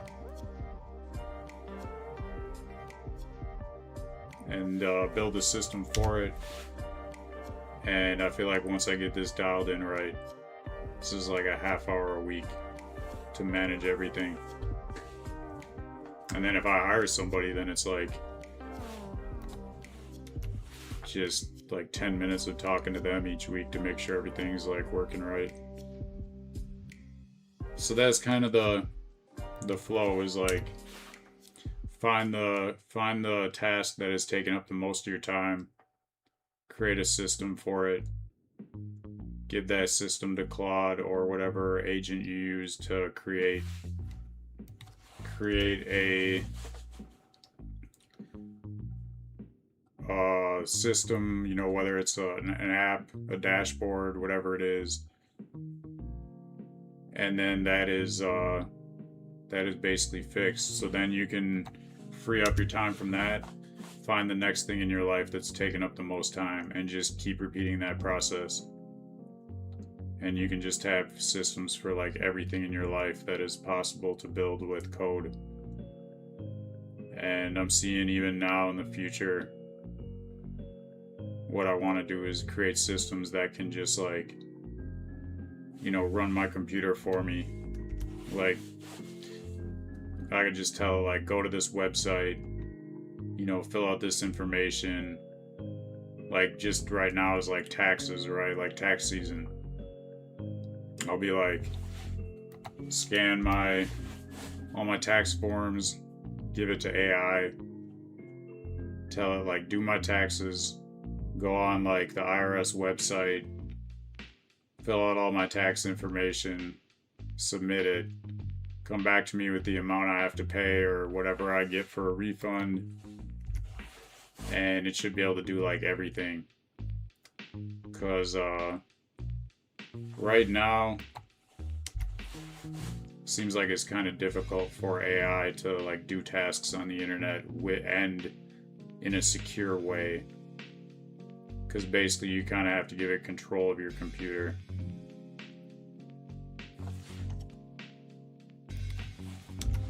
And most people right now seem to be solving that security issue by buying like Mac Minis or like a separate computer system just for that purpose. But I think in the future the security will get better on that, and I won't have to have a separate like computer just to do that stuff.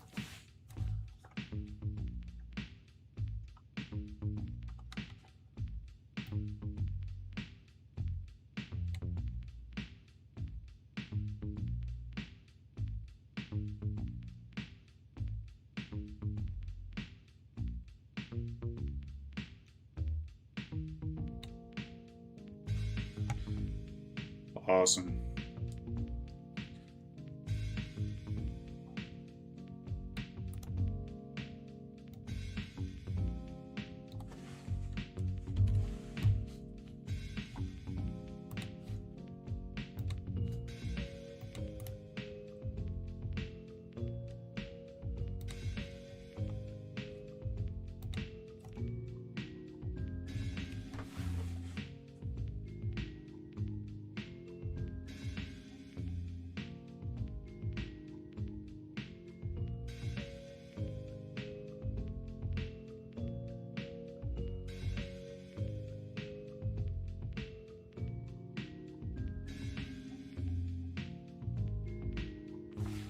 Time to test it. All right. Navigate to content, thumbnails.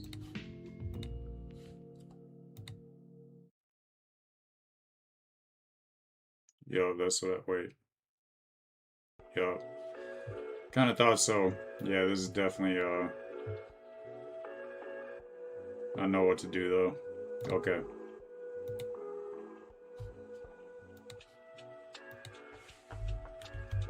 I can't test it yet because the site cannot be reached. It's doing what it has been doing.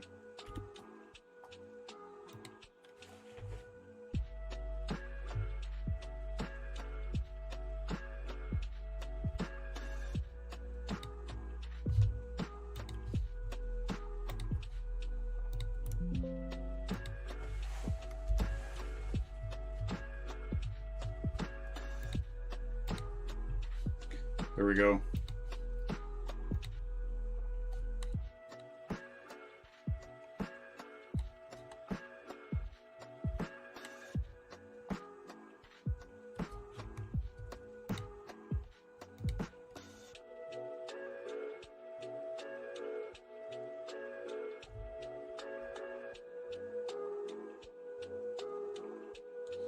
Shows definitely dates from the files I created in the past.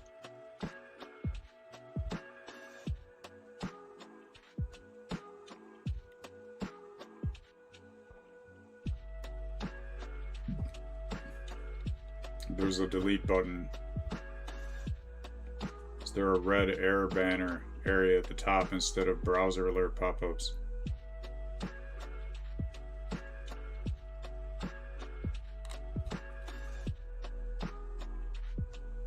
Do not see that.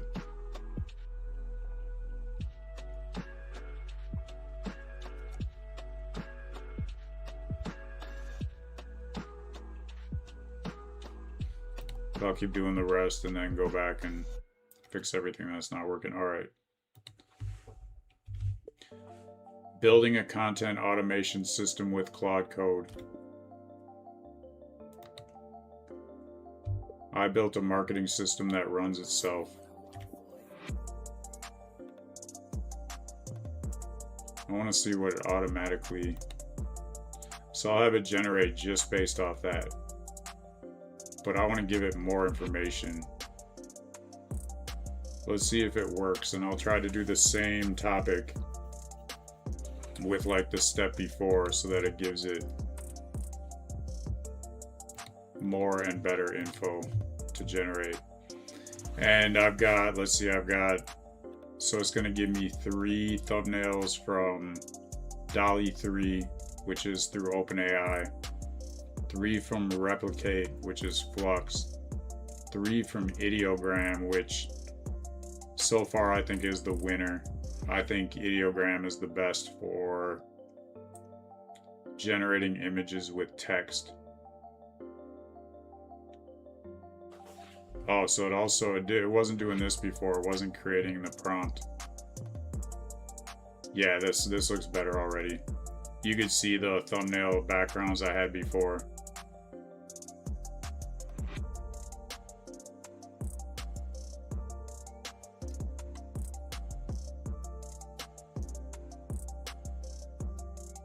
And like I had been making them better, but some of the earlier ones, like it was showing me like mountains and like natural landscapes and like cities, stuff like that.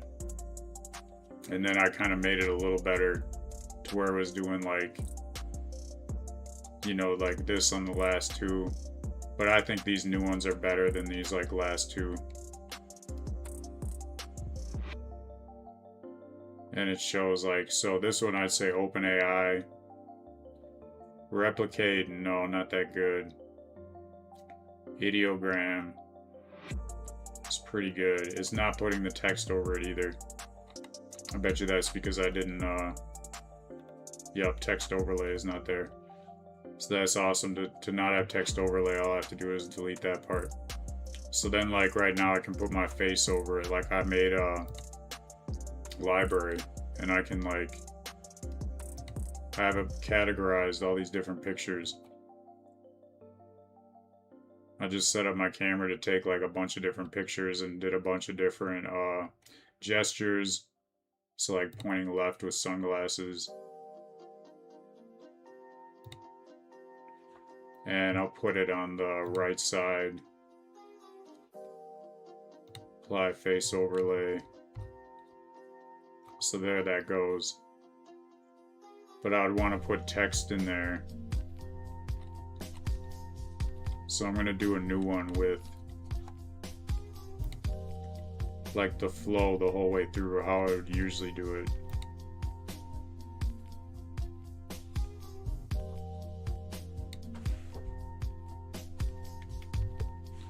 Building a content automation system with Claude Code.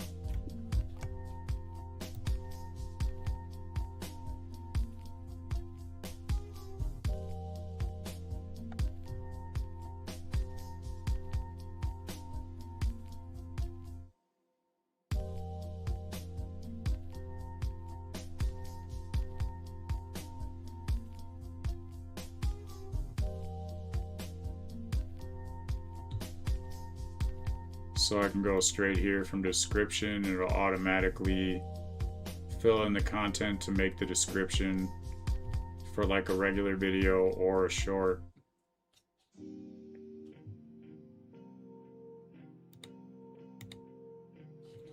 Or I could go to thumbnail and see now it automatically updated these other fields.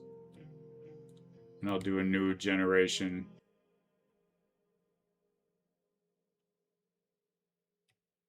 But yeah, it's already getting better. And like I still see things to make it better, but you know what I'll do is I'll now that it's showing me the prompts, I can take these prompts and I can give it to AI, like the LLM, and I could say like, you know, this is like this prompt created this image and you know, I don't like it. I could even give it a screenshot of the images and tell it why I don't like it, ask it what it thinks about the images from a design perspective, and how to alter the thumbnail to make it, or the thumbnail prompt to make it better. So then I can like get an updated thumbnail prompt and then code it back into the system, basically telling Claude Code what I did to like make the prompt better and how to make its prompts better in the future. Okay.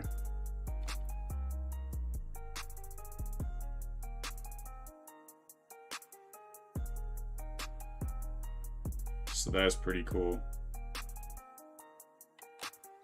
My favorite one is probably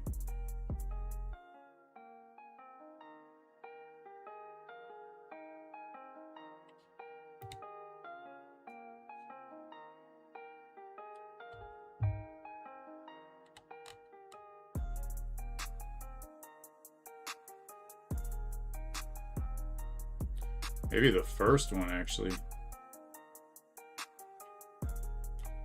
This replicate has probably been the worst every time. Nano Banana seems to have issues every time with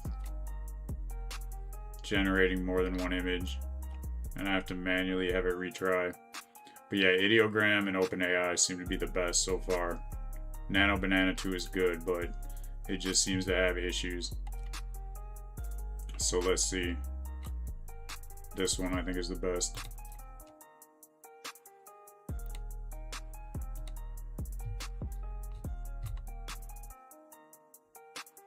Then I can save it. And it saves in a file in my dev folder. But I'm guessing there's a way that I can just automatically have it wire it right to YouTube. And then I'll make more image stuff for like other like carousels and other like X posts and stuff like that. But this is pretty good.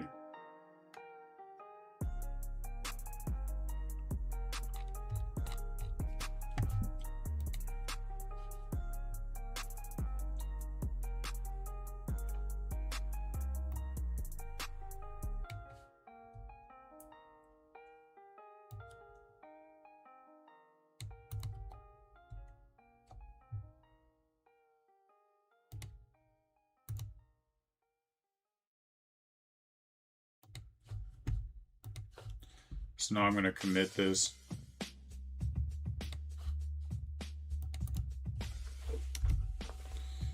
And then push to GitHub. Yeah, definitely interesting day. I heard about the new update, the Claude Opus 4.7, and I was like pretty excited. I was like, wow, this is going to be cool to see like the new updates. And because every other time any update has come out, like I've noticed it instantly that it's gotten better for the most part. But yeah, as soon as I started like realizing that things were not working as good as they were before, I was like, oh man, this update's not what I thought. And then one of the people that has been pretty much since day one, been contributing pretty awesomely to the chat came in and they're like, yeah, I do not like it either. Like this update is like the worst update. Mainly they said that it costs more in tokens, and sure enough, I looked it up and it was like the new update tokens are about 35% more expensive. But you can scale it back, and it was saying like, you know, it just came out with the new update, so there's probably bugs, so it should work smoother in like a week or two. And until then, I might just like start each session by telling it to go to the last, I think 4.6. All right. For the most part, everything looks good. It definitely looks a little bit better than before. There's still a few things I want to change. But I just committed. I'm going to post that here and then give me a prompt to push.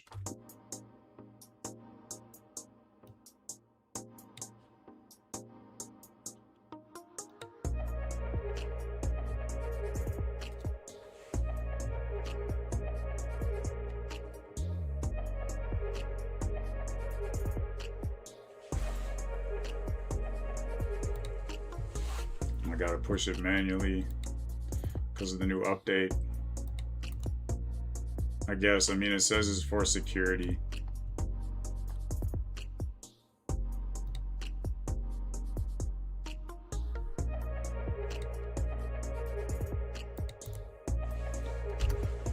But I have to manually do it in the PowerShell terminal, so it's kind of annoying, but I mean, really, it only takes like an extra 30 seconds, I guess.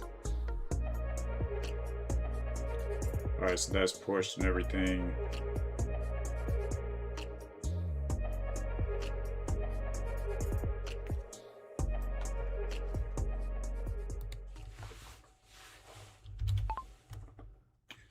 So for the thumbnail generator, definitely some improvements. I think the quality of the thumbnails are a little bit better. I like how it shows the prompt now, so that I can take that prompt and I can kind of engineer it to make it better each time. And I think over time, like, it will work better. I just have to keep using it and keep explaining like what I don't like and how I want to make it better. There was an issue with the Nano Banana 2 only generating one image, and then I would hit retry on the boxes where it wasn't generating, and it still wasn't generating. But mainly right now I've got a bunch of different image generators, and I'm gonna, you know, phase out the ones that I don't like and keep using the ones I do. And I want to make it so like I can figure something out with the text, because I think that like Ideogram and OpenAI are pretty good at making text that's better than the text overlay that I have right now. So these are just some of the things that I want to make better over time, but I think that this was a good improvement.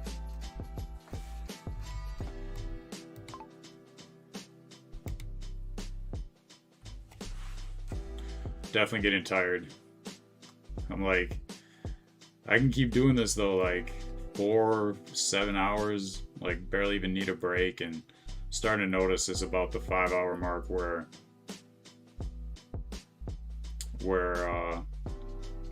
feeling like I need a break and to refresh my mind from working.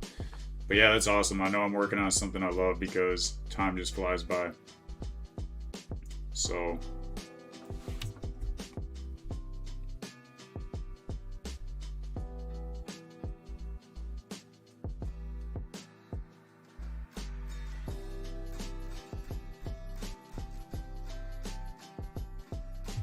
I think this is a good place to end for today.